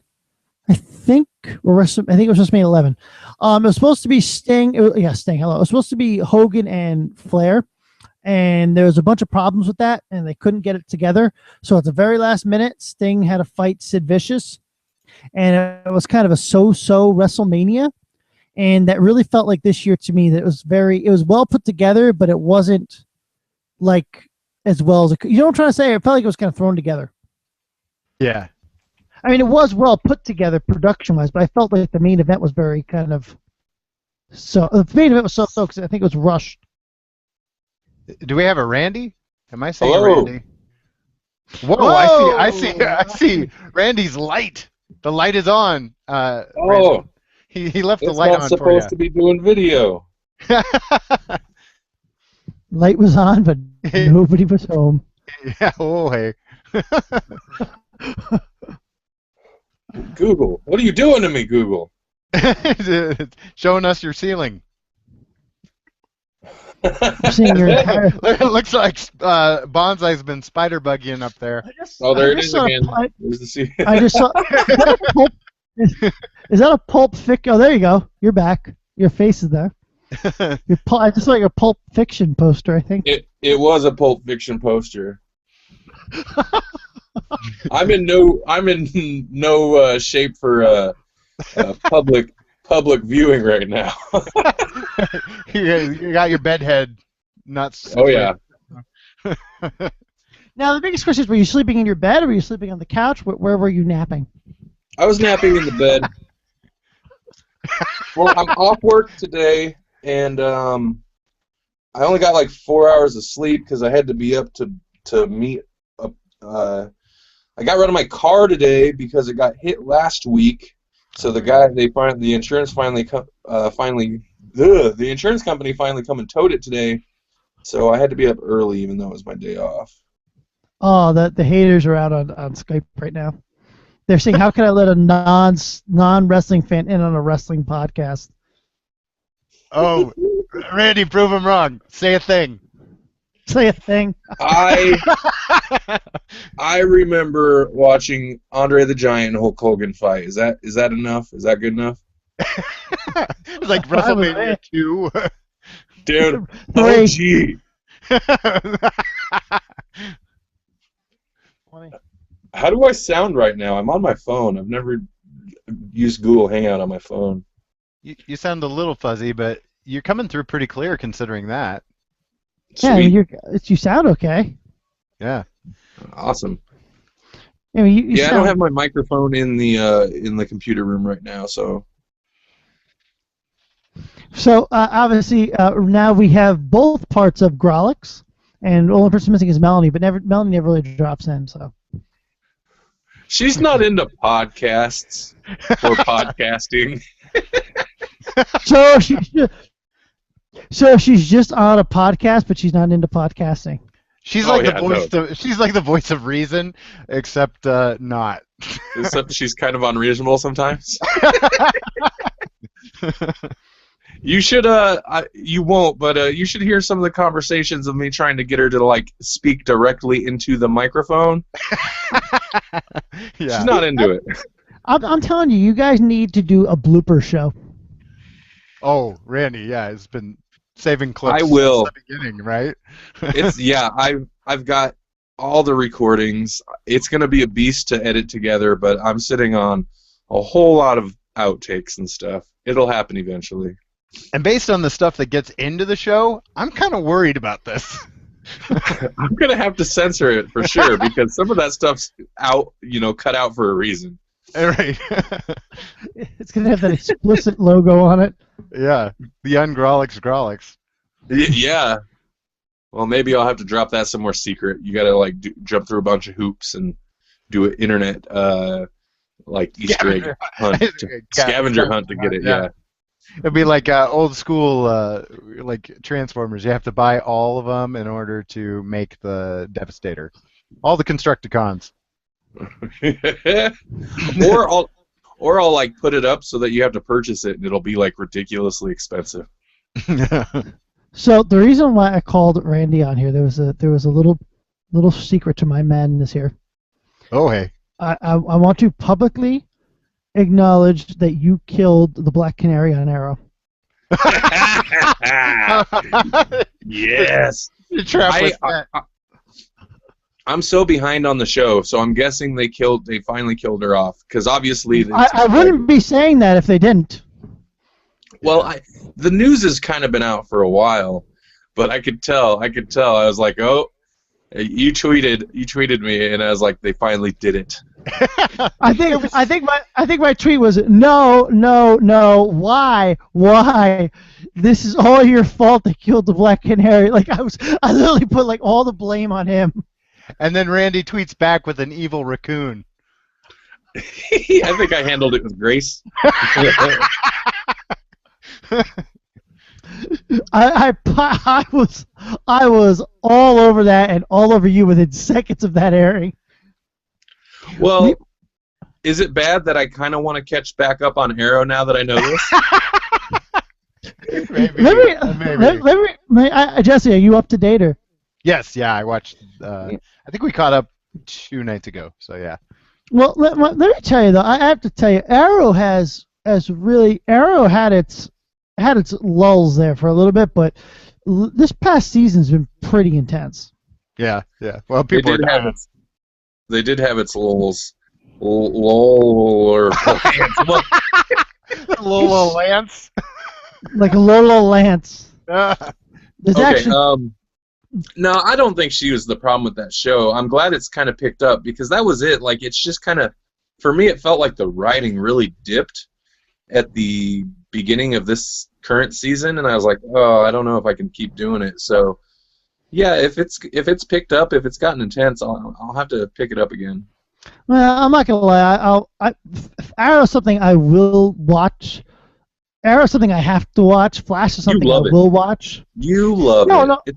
No. I just said Arrow is something I have to watch. Flash is something I will watch. Right. Oh yeah, I'm up to date on Flash. Legends of Tomorrow, actually, are they on a break? I feel like I'm behind on that one. They released one more, and it's just come back, so you're not too far behind. Okay. Yeah, they're going to be next week again. But I think it seems like they're filming it as they go, because it's been like, okay, we're going to do a couple, then we're going to give you a week or 2 off. We're going to give you another 2, and then we're going to have a little break again. Yeah, they've been doing that with the Flash too. It seems like. Speaking of the Flash, and Laurel, apparently she is going to show up on the Flash as like a Earth 2 version of herself. Well, somebody's got to save that show. Yeah, sure. Got to stop Laurel. Laurel the Loller. Let me explain something to you. Okay. Arrow is a quality product compared to the Flash. Are you kidding me? The Flash is amazing. Did you watch that episode where he time traveled back and oh my God, it was so good. But okay, just to make the show good, they have to travel through time. Brandon's got him up against the ropes, folks. No, it's not a valid attack. Oh, Randy came back with a right cross of logic. Let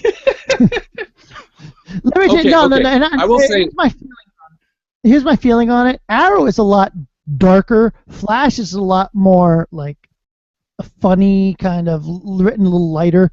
I think they both have their place. I feel like I personally feel like Flash is a little lighter hearted than Arrow. Arrow is a little darker, a lot more people get killed, and a lot more. I think there's a lot more violence in Arrow and stuff than Flash. That's just my feeling anyway. Well, no, I think you're right there. But you know, like I like dark things, so it kind of says something that I prefer Flash over Arrow. But yeah, they definitely go for a different tone. I don't know, Flash, for me, Arrow with its dark tones and trying to be more serious, it hits more of that like that CW slightly soap opera like drama. It kind of hits that a little more than Flash does, I feel. Flash does too, they all do. and that's kind of part of what kills it for me. Like I can handle a little of that to an extent, but then I gotta have some spectacle in there, and Flash has some spectacle, and cool sci-fi concepts. I've enjoyed the Arrow off and on through much of its run. It's just, I think you're right. Flash is lighter, and I have more fun with it. It gives me more moments where I'm like, what's this? And to say the honest truth, I mean, the truth of the matter is, I watch Flash every Tuesday. I watch Arrow every Wednesday. I watch Legends of Tomorrow every Thursday. I have no great. I watch all three shows, and I don't really care. I have cable, so I just TiVo it. But one show I have to tell you that has seriously picked up this season is Gotham. Has it? Oh yeah, season 2 is nothing like season 1. I pretty much abandoned that show last year and pretty much said, well, when it came back on this year, I was like, well, there's not really much on Monday night, so except for wrestling, so I'll give it a chance. And it's totally, they actually even changed it. It's not even Gotham anymore.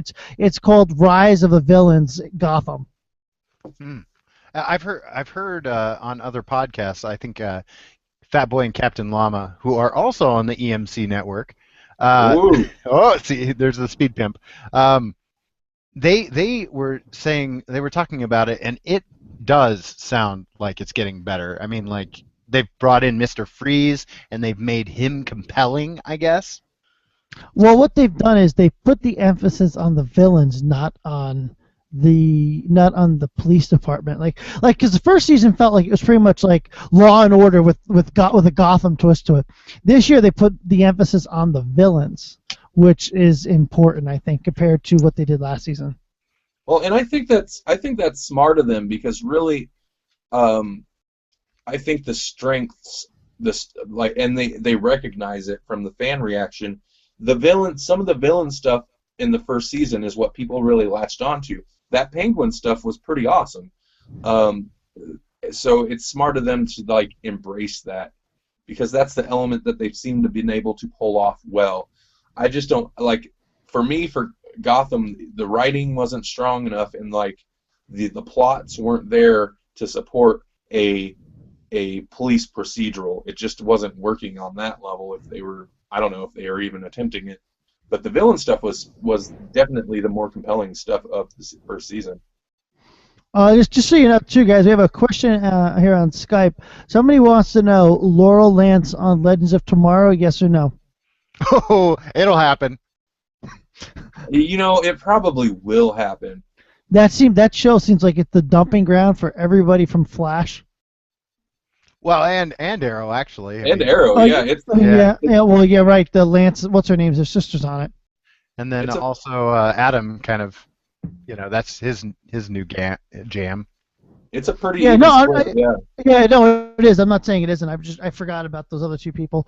And then, of course, we had the induction of Hawkgirl and all that, which was kind of really, I don't think, built up well personally, but that's just my personal feeling. Like all the other people, we know their backstory and stuff except for her, but maybe that adds to the ambience. I don't know.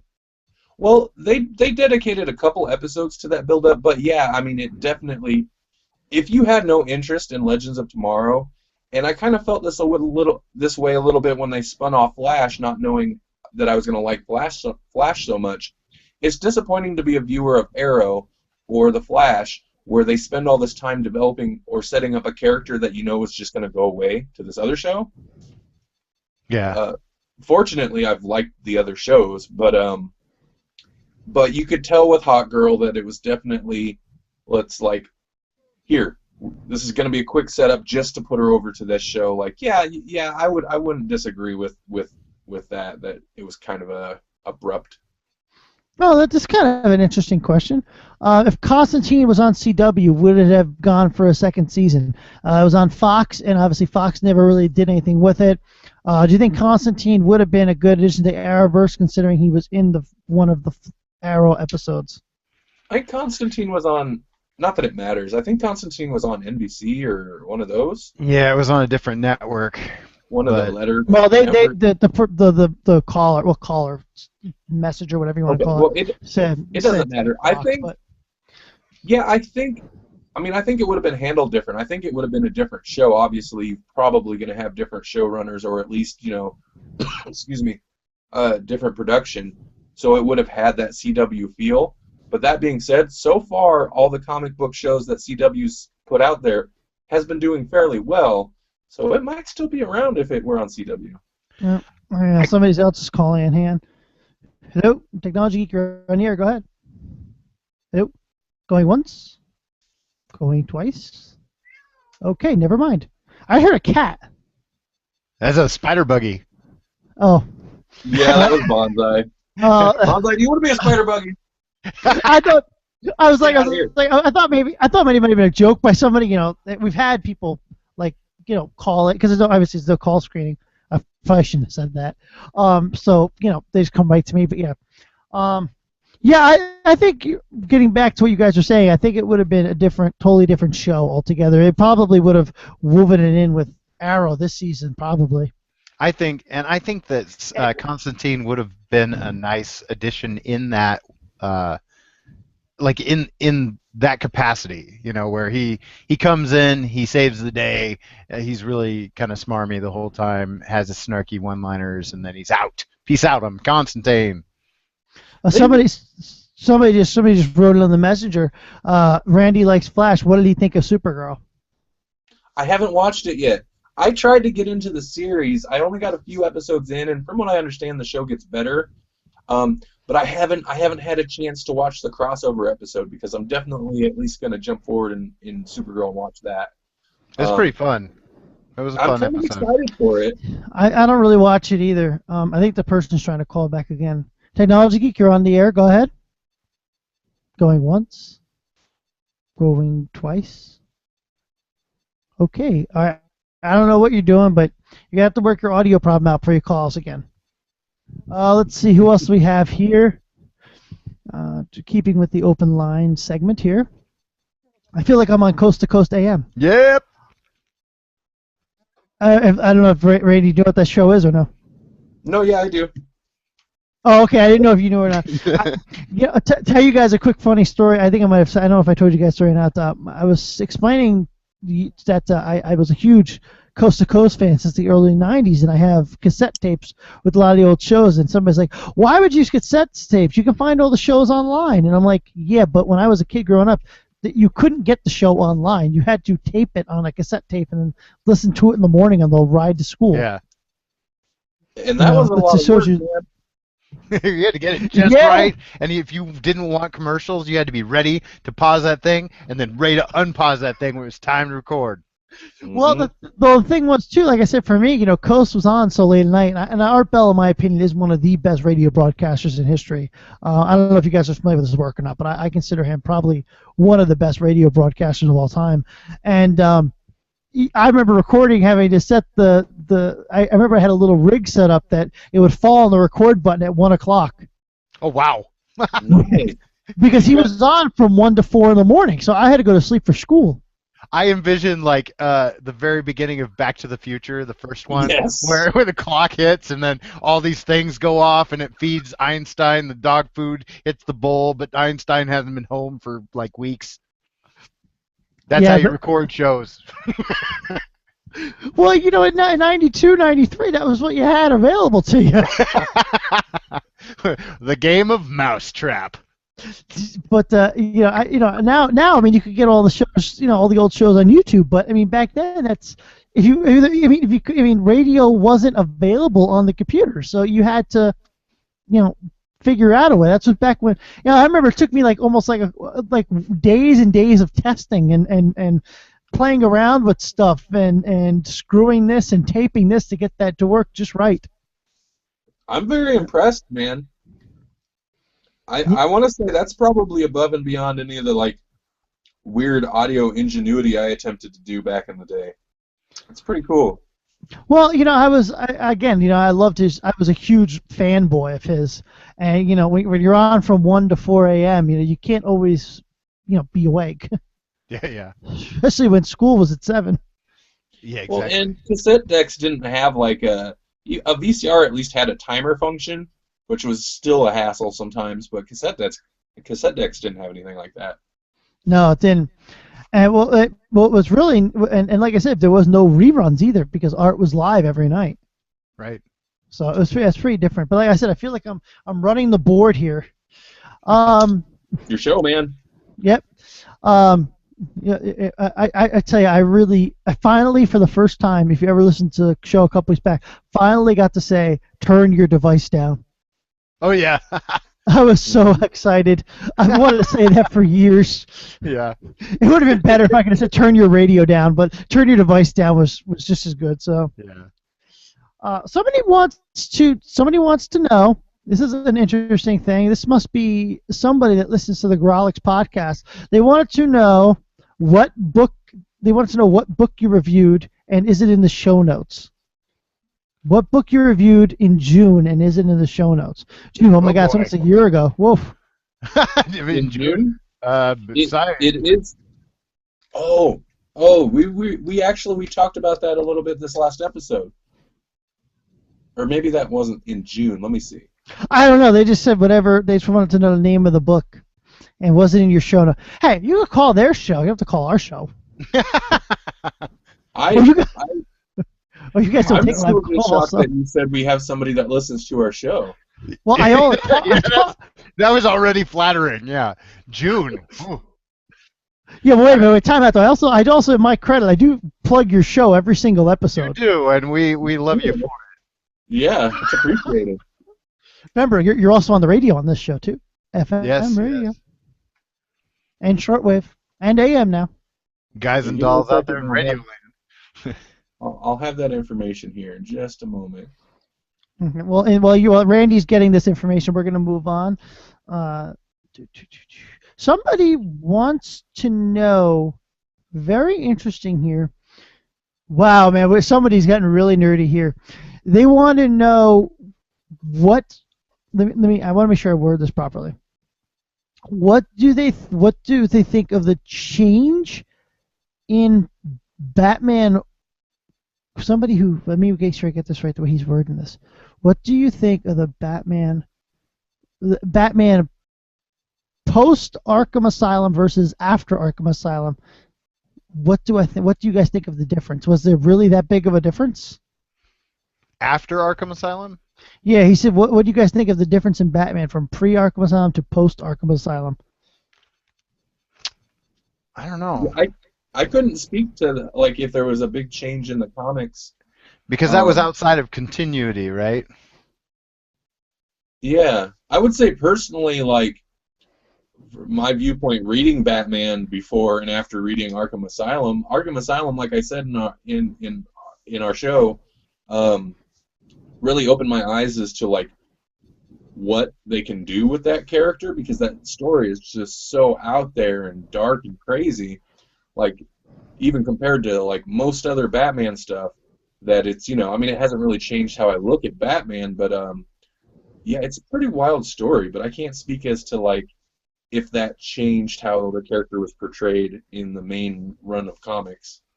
I think it probably influenced things further down the road. I think it definitely had an impact, but I don't know if it impacted things immediately. Wow, whoever you are, that was a very... That's a deep cut right there. Yeah, That's a deep cut. yeah. I got the info for June if Randy's still looking for it.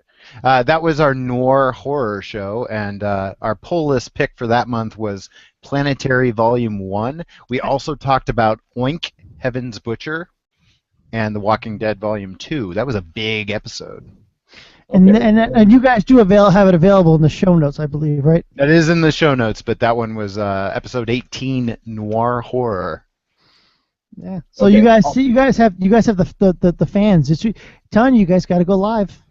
Now, just to cover our bases, that would have been the episode we recorded in June, but the episode we posted in June was obviously one prior, and that in the one prior. Now they might be talking about the more horror episode, but the one prior we discussed, it was our second part discussion on Marvel's Bring on the Bad Guys, which we had split into 2 chunks. But they're probably talking about the other one. Again, in the show notes, yes. 17 and 18. Yep, they're both there. And if you're on the grogspodcast.com website, I'm not sure how it shows up mobile, but if you click poll lists in the little tabs there, it'll list all of them with a link to the corresponding episode. And if you really want to have fun, if you something you want them to talk about, you just keep messing with the poll. Yeah, you just keep voting for what you want. Yeah. Yeah. Do oh, it. Man, So, that's the best. somebody wants to know. Oh, wow, this is going to be for you guys. Man, what is this? I guess I must have a big comic book audience. You guys come on. All the comic book questions are coming out now. And we had one except for like 2 WrestleMania questions that were. Once Randy came on, the comic book questions came. Nothing wrong with that. Hey, you guys. There was a WCW Wrestle Comic 2. You could see that. You could see that in the comic book boxes. Somebody wants to know. Well, we don't really know how Flash is going to turn out, but somebody had said Barry Allen versus the Golden Age Flash. That's all they wrote. I don't know. That would be interesting. Like if we got a young Jay Garrick, you know, Jay Garrick in his prime versus Barry Allen, who would win in a fight? I don't know. Yeah, I'd have to leave that one to Jesse. I haven't read enough Flash period, let alone older like Golden Age style Flash. That's the thing. Like Jay Garrick, his thing is he's got all that experience. So like he's got the know-how to take down Barry probably, but he's a little bit older, so he probably doesn't have the speed and the strength that Barry has, and so like at least in the comics.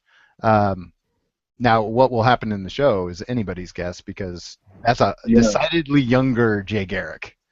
So let's talk about the comics here. For instance, this person brought this up, and my curiosity now is sparked. We're talking about you're talking about the comics now. How do all these guys keep becoming Flash? Oh yeah. How It's a lot of lightning.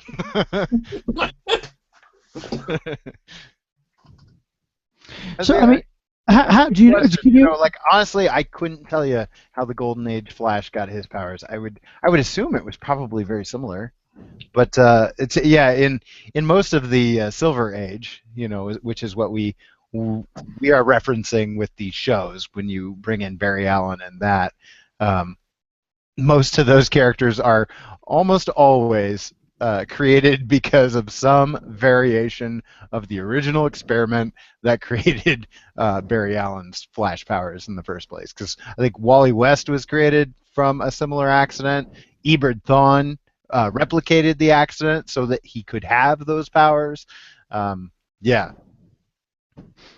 And where does what's his name fit into this? The scientist guy in the wheelchair. Harrison Wells? I don't think he's a character. I think they created him for the show. I could be wrong about that, but I don't recall a Harrison Wells in the actual comic. He's a great character. I love that actor. I hear Plastic Keys. Somebody's on the keyboard. Yeah, I was just checking it out. Let's see. You know, we can ask technology questions on the Technology Geek. You know, we don't just have to ask comic book and wrestling questions. Well, okay, so like, how would you go about getting super speed using technology? Let's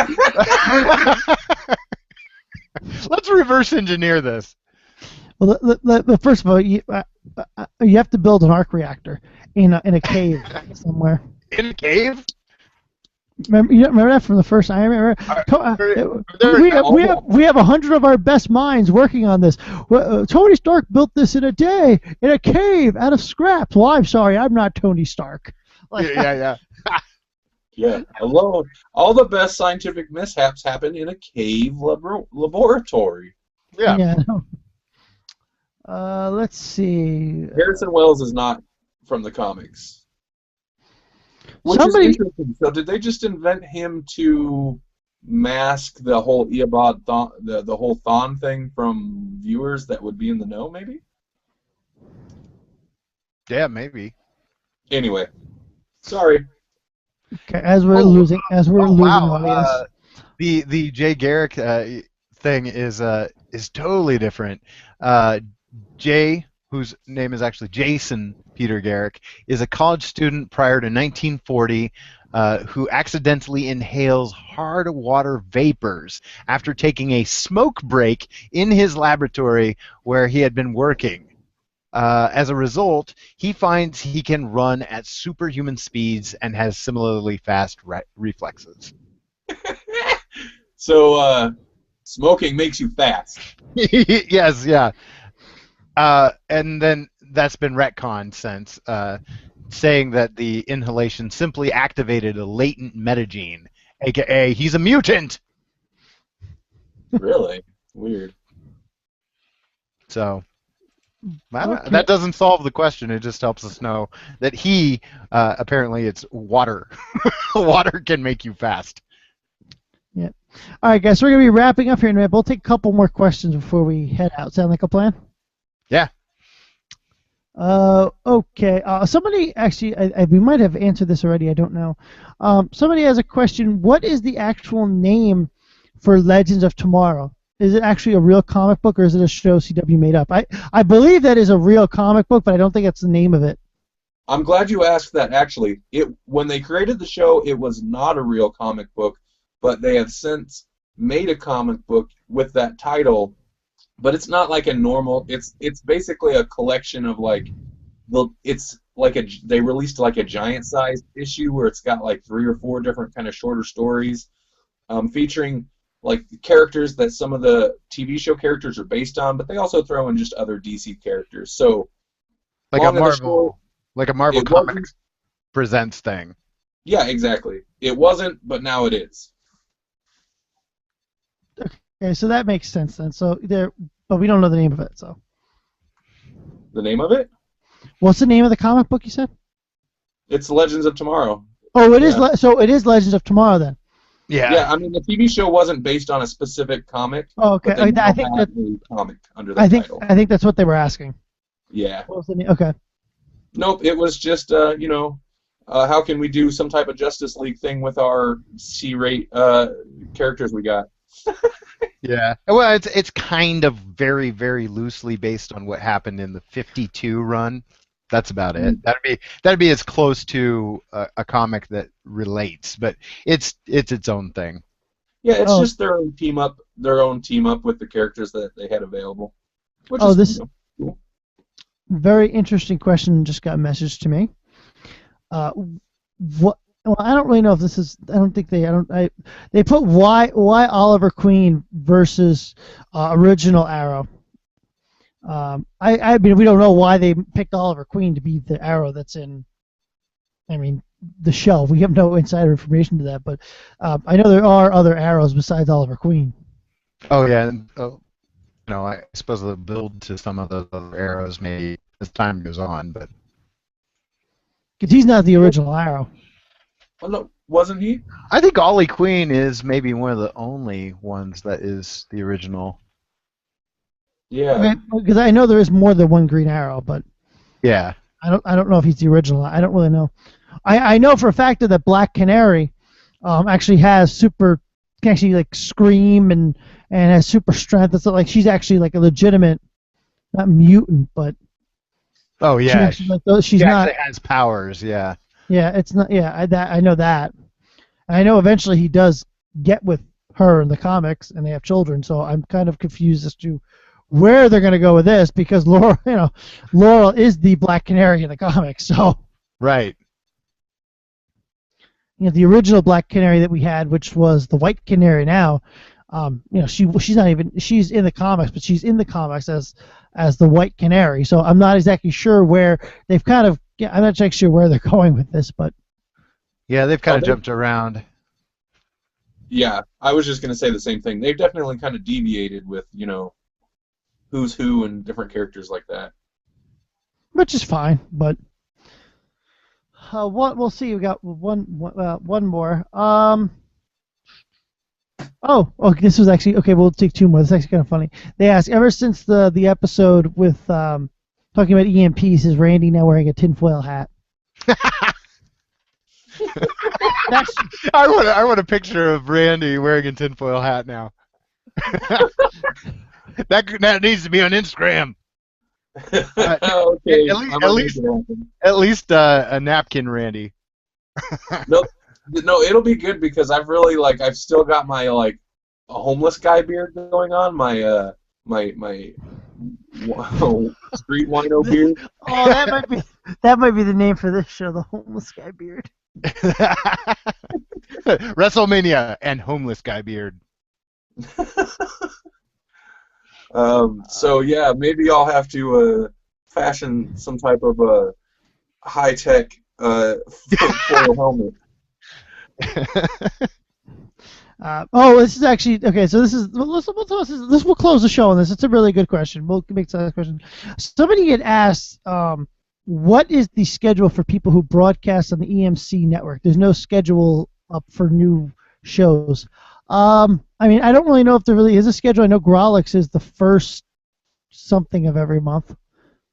Well, I used to kind of have it listed certain shows like when they would upload, but we all have like it's a little flexible for the most part. Like this show, Technology Geek and Fat Boy and Captain Llama, like you guys are fairly consistent, but occasionally you guys have to skip a week or something like that. But for the most part, Grolix Podcast is the first Monday of every month. This show, as you know, you're listening to it, is usually every Friday night. Every Friday evening, at which it'll go up on the podcast network site usually the next day or a little bit after you've got it up on your site. Yeah. And then EMG Radio is I want to say the second and fourth Tuesday of the month. And then Fat Boy and Captain Llama is every 2 weeks, just kind of depends. I know one of them was in, I want to say Will was in Japan not long ago, so they took kind of a break. But yeah, I mean, maybe I'll make a note somewhere. I'll put down kind of the general schedule that we stick to somewhere on the site. That might be helpful for people. Yeah, that might be. Yeah, we've been doing I've been doing it, but we haven't really had a live show as far as us. We haven't had a live show in almost like 2 weeks, 3 weeks. Yeah. It gets difficult. I'd really like to. Man, I like doing these live shows. I feel bad for taking over your show to do it, but it's so hard. It's so hard to fit in time. Like I'd really like to do have three of us kind of do a spin-off live show at least once a month. But man, it's so hard to really set aside a time to do that. Well, I don't really. I know you guys. We hijack my show to do it, but it's okay. It makes for good radio. Well, shows you I'm old school radio.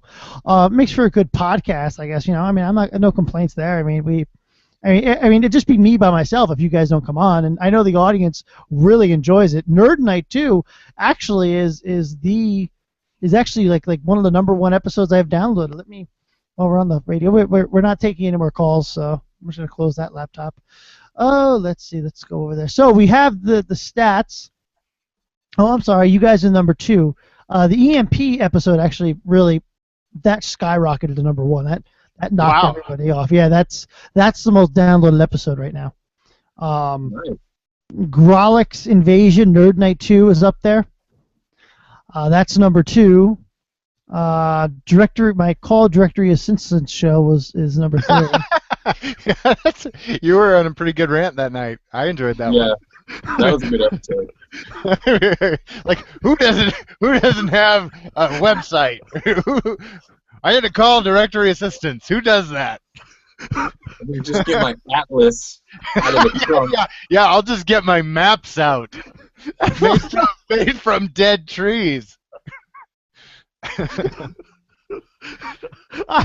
Word to the wise to you gentlemen, never podcast in your hotel room after you've had a very long, aggravating day of travel. Oh yeah, I believe it. NFL Surface is up there. My Reddit episode, Podcast on Fire is up there, and then our very first Nerd Night, the first one we did, is up there. Last week's episode, actually, believe it or not, isn't doing too good. I don't like to say that, but it's not. I don't know. People just didn't. I think it was the product I was reviewing was really sort of a niche product for parents, and maybe I don't know. Maybe a lot of people have girlfriends that listen to my show. I thought it was pretty interesting, though. I really got into the review. I mean, it's not a thing that I would even buy, but I think you reviewed it very well. Yeah, for some reason, I agree, actually. Yeah. Yeah, actually, it's kind of neat. My Howard, with the show he was on, is pretty up there. My Echo reviews up there. I noticed most of my shows where I rant seem to get higher up on the list. Yeah. I noticed that. But the call directory assistance one, it seems to be like that. Seems to be like everybody for some reason loves that show. Like that seems to be like the one show that everybody like says to me like they like that's one of those episodes that like I know people listen to the show and don't like talk to me. That's one episode where I get a lot of tweets of, "Hey, just listen to the directory assistance show. That was great radio for an hour. I was entertained." Like that's. Well, that's the thing that people can relate to, It's that inconvenience of, hey, I'm just trying to find a business so that I can, give them money or help them out or whatever. I'm just trying to find the place, and I can't because they have made it as hard as humanly possible to do. Well, I mean, the first part was about that was like when I finally got them on the phone, it was like, well, do you have a map? That was what he said to me, like, do you have a map? And I'm like, yeah, yeah, because I always keep maps of states I go to once a year in my car. Yeah, because nothing ever changes anymore. I didn't even know what to say to that. Like, yeah. Are you looking at a map? And I'm like, yeah, because I happen to have, and of course, like, the way the silly iPhone works, you can't, and I learned this the hard way, you can't look at something on your data plan while you're on the phone. Oh, yeah. Well, I didn't know that. So that I was even more annoyed about that. And I don't know if you guys, I don't know who has, I know Randy he's got an Android, so we don't know. But, well, I have Android too, but Holly has an iPhone. My wife has an iPhone. Yeah, so. You can't look at something on the data while you're on the telephone talking, unless you're on Wi-Fi. Which is funny because the iPhone is, or at least it was, the phone that was better at going in between apps, but not for that. Not for that thing. Not when you're on the phone. Important. Yeah, yeah, exactly. And not to mention, too, to top it off, I was on a one-way street, so if you miss it, you have to go all the way around again because it's only a one-way street. Yeah. So you got to keep. I must have made about 7, 8 rights that one day. It's like NASCAR going the wrong way. Wrong way, NASCAR. I had to keep making right turns to go back around. It was insane. I mean, he saw Jeff Gordon. He saw Dale Earnhardt Jr. It was crazy. It was madness. And they knew where the place was, but he couldn't pull them over. They were racing. I had to pull over for the bet. The only thing that topped that off would have been I had to pull over for a tire change that day. Yeah, the pit. Yeah, I was. But the funny part about that was, but the Dunkin' Donuts next door like had a physical address, so I was able to put that in the GPS. Right. Yeah. It was great, and then like the best part about that was like. And then there wasn't even a sign out front, so I had to and then to the parking lot, you have to pull around back. It's like Pirates of the Caribbean. You can only get there if you've already been there. Yeah. It's also like you've got a teenager who's lost. We're like, look around you. What do you see? Oh, there's a Dunkin' Donuts? Okay, I'll find that. Oh, I remember those days. Give me a landmark or two. Yeah. Tell me a landmark. Where are you? Are you near anything that starts with B? I see a sign. Do you see a sign? But the funny part about that was though is it was just the way the whole situation was, and it wasn't even all their fault. It was just the way the roads are set up there. It's like Pirates of the Caribbean. You could only get there if you've already been there, kind of thing, Yeah. All I needed was a compass that wasn't pointing north, and I would have been in good shape. Yeah, or an emerald that would catch the light of the moon that would illuminate the path. Be like, well, remember a chart man? Remember that? Remember? Oh, I have my chart. Well, that'd be you, chart man, I guess. Remember that? Oh yeah, yeah. Great. That was a great movie. Yeah, that seems to be everybody's. So like I said, that show with you guys on it is like in the top 3. It just can't seem to not. That was a fun show. It was a fun show. We always have a good time when you have us on. So thank you for having us on so often. No, I appreciate you guys coming on the show. I appreciate you guys. I know it's time consuming, so I know it's so I appreciate you guys, taking your Friday nights and, well, let's be real, we're all geeks here. What would we really be doing on a Friday night? Just doing the same thing, only not recording it. Yeah. We all be watching MacGyver reruns. We were like, oh, Laurel's still dead. You had to go there. You guys finally getting in a good mood. Randy would still be laughing, and it'd be a whole thing. No, I enjoy coming on your show a lot. It's fun to talk to you guys, and it's nice to be a guest on the show because I don't have to do any editing. Yeah. You don't have to worry about running the board. You don't have to worry about Yeah. You are a great host, sir. Well, I appreciate that. You're a radio veteran, Yes, sir. So I appreciate you guys coming on because it makes it a little bit easier sometimes too when you have a co-host. Because when I'm by myself, if you notice, I have a lot of news and a lot of talking points set up. Oh, sure. Except for the call directory assistance. That was almost a 20-minute, good long, aggravating afternoon. Yeah. But no, I do appreciate you guys coming on. Like I said, that show is in the top 3 that gets downloaded. So I greatly appreciate you guys coming on because I know the fans enjoy it and all that. So, but so like I said, I appreciate you guys coming on, and I enjoy your weekend. And like I said, thank you guys for coming on. As always, you can find all of our shows on thetechnologygeek.org. And by the way, folks, there are no commercials on this show, but I do want to say one thing. My book, The Panagram Killer, is out. It's available on Amazon and on the iTunes store as well, and it's available on audiobook as well on Audible. And it really is a good book, and I'm very proud of it. If you want to support the show, please feel free to go out and buy it. It's $9.99, and all proceeds go, to pretty much just, so we can keep doing, free shows and to get our next book up, which is in the works right now. About 100 pages into it right now. 100 pages nice. of writing. Yeah, Cool. I know. And think about it. Years ago, I'd have to be on the typewriter. Now, I just type it in the computer. Much quieter. Yes. Imagine back in like the guy that wrote Wizard of Oz and all that. You actually had to sit there and write it down in a book, and if someone wanted a copy, you had to sit there and just rewrite the whole thing again. I mean, that was really hard times back then. That's crazy. Yeah.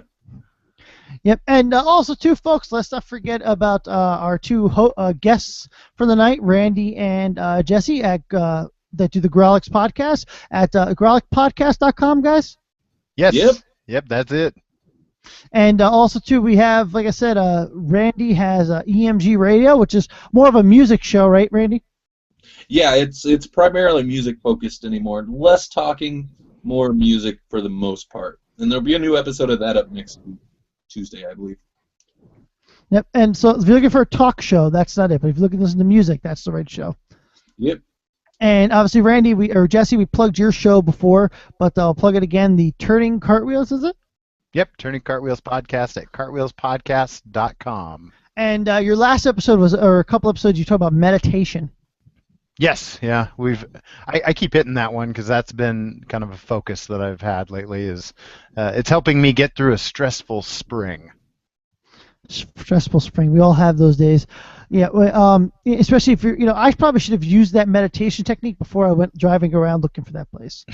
Yeah, that would have helped. Yeah, I was like, yeah, but you might not have ever gotten there either. You'd be like, hey, look, there's a bird. Maybe he knows where I'm going. If I start, I tend to think, that if I would start doing meditation before these podcasts, they just would not be as entertaining as they are. Yeah. There's some things meditation probably won't enhance. Yeah, and that's the entertainment value of my my shows. So, and by the way, I just want to point out one thing. I have gone this entire show, I've gone without one thing about politics. What? Nice. I don't want to open the door wide open, but I had to say that in that last episode, you were talking about Anonymous, and my hat's off to you for even bringing it up. Because they are a scary group. Yeah, I was kind of opening Pandora's box there. Yeah. But so far, I mean, like I said, those guys. Like I said, I don't want to talk about them. I don't want to really get into it. But I talked about it. It was news. Well, no, it was news. I mean, that's what it came down to. It was I know. I covered the news. So yeah. So but like I said, it comes down to what's in the news. But I want to point out I have gone this is a whole podcast without talking about any type of politics. So I think you guys should be proud of me. I think I deserve a round of applause. Yep. Woo! Yeah, I I know, right?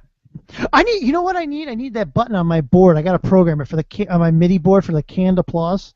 Oh yeah. You run a soundboard, yeah. I do. I have my MIDI board for my music. I probably could just wire that right into the one spot on the mixer. That would work, right? Wouldn't that be great if we have a soundboard? That'd be fun. That'd be great. just don't do that whistle, that slide whistle sound. Oh, that was no. We're Or not the doing bicycle horn. The honka honka. I don't know. That might be fun. Okay, do them all. All right, do them all. I got to tell you, I'm not a big Howard Stern fan. You guys know I'm more of an Opie and Anthony fan, and I was on Anthony's Twitter the other day. Not to brag, but It was awesome. yeah. Well, I was coming out of the gym, ironically enough, from teaching a yoga class, and I come out, and somebody saw my shirt, and they just all wanted to start taking pictures with me. Wow. I was like a celebrity. That's awesome. Yeah, but I gotta tell you one thing about Howard Stern, man, is Fred, the sound guy, is phenomenal on that show. Oh yeah. The sound effects during Stern's show are great. Nobody can ever take that away. Fred, the sound guy, is great on the Stern show. Oh yeah. Well, with that kind of success, I think Howard can definitely pull in people that have that kind of talent. No, Fred's been with him since the early days before Stern was popular. Really? He's been with him since Stern was nobody. Oh. Him, Robin, and Fred are the three originals for that show. They pretty much started the whole Stern thing. Oh, that's really cool because that show's been around for a long time. I think you know what I respect about it though? Look at how long those people have stayed with him. Yeah. You know what I mean? Like they stuck it with him through thick and thin. You know what I'm trying? Thick and thin. You know what I mean? Right. Just so I respect people that they took a gamble on him when he was nobody, and now it paid off. But how many people it might not have? Yeah. How many people have left? Have probably left that stable. Yep. I wonder. Yep. So one thing I do want to point out real quick, by the way, and I don't listen to a lot of terrestrial radio, but one thing I do want to point out, man, talk about terrestrial radio, is I downloaded the Coast to Coast AM podcast the other day. Now that show is 4 hours. Okay. Now I don't know if you guys know the way podcasting works with those big broadcast shows. Randy probably does. You can't have the music isn't allowed to be in the podcast, and they're not allowed to put the commercials in the podcast either. It's just the way it works with broadcast networks. They're not allowed to. But out of an hour of broadcasting, you get maybe 28 minutes to 32 minutes of podcast. Oh yeah, I believe that. There's all the commercials and all the music they throw in and all that kind of stuff. Top of the hour news and that kind of stuff. Yeah, we don't. I think they should respect us podcasters more because we actually have to fill the time. Yeah. You know what I'm trying to say? There's no bumper music. Nope. So, I want to thank everybody for listening, and we will see you next week. Thank you very much.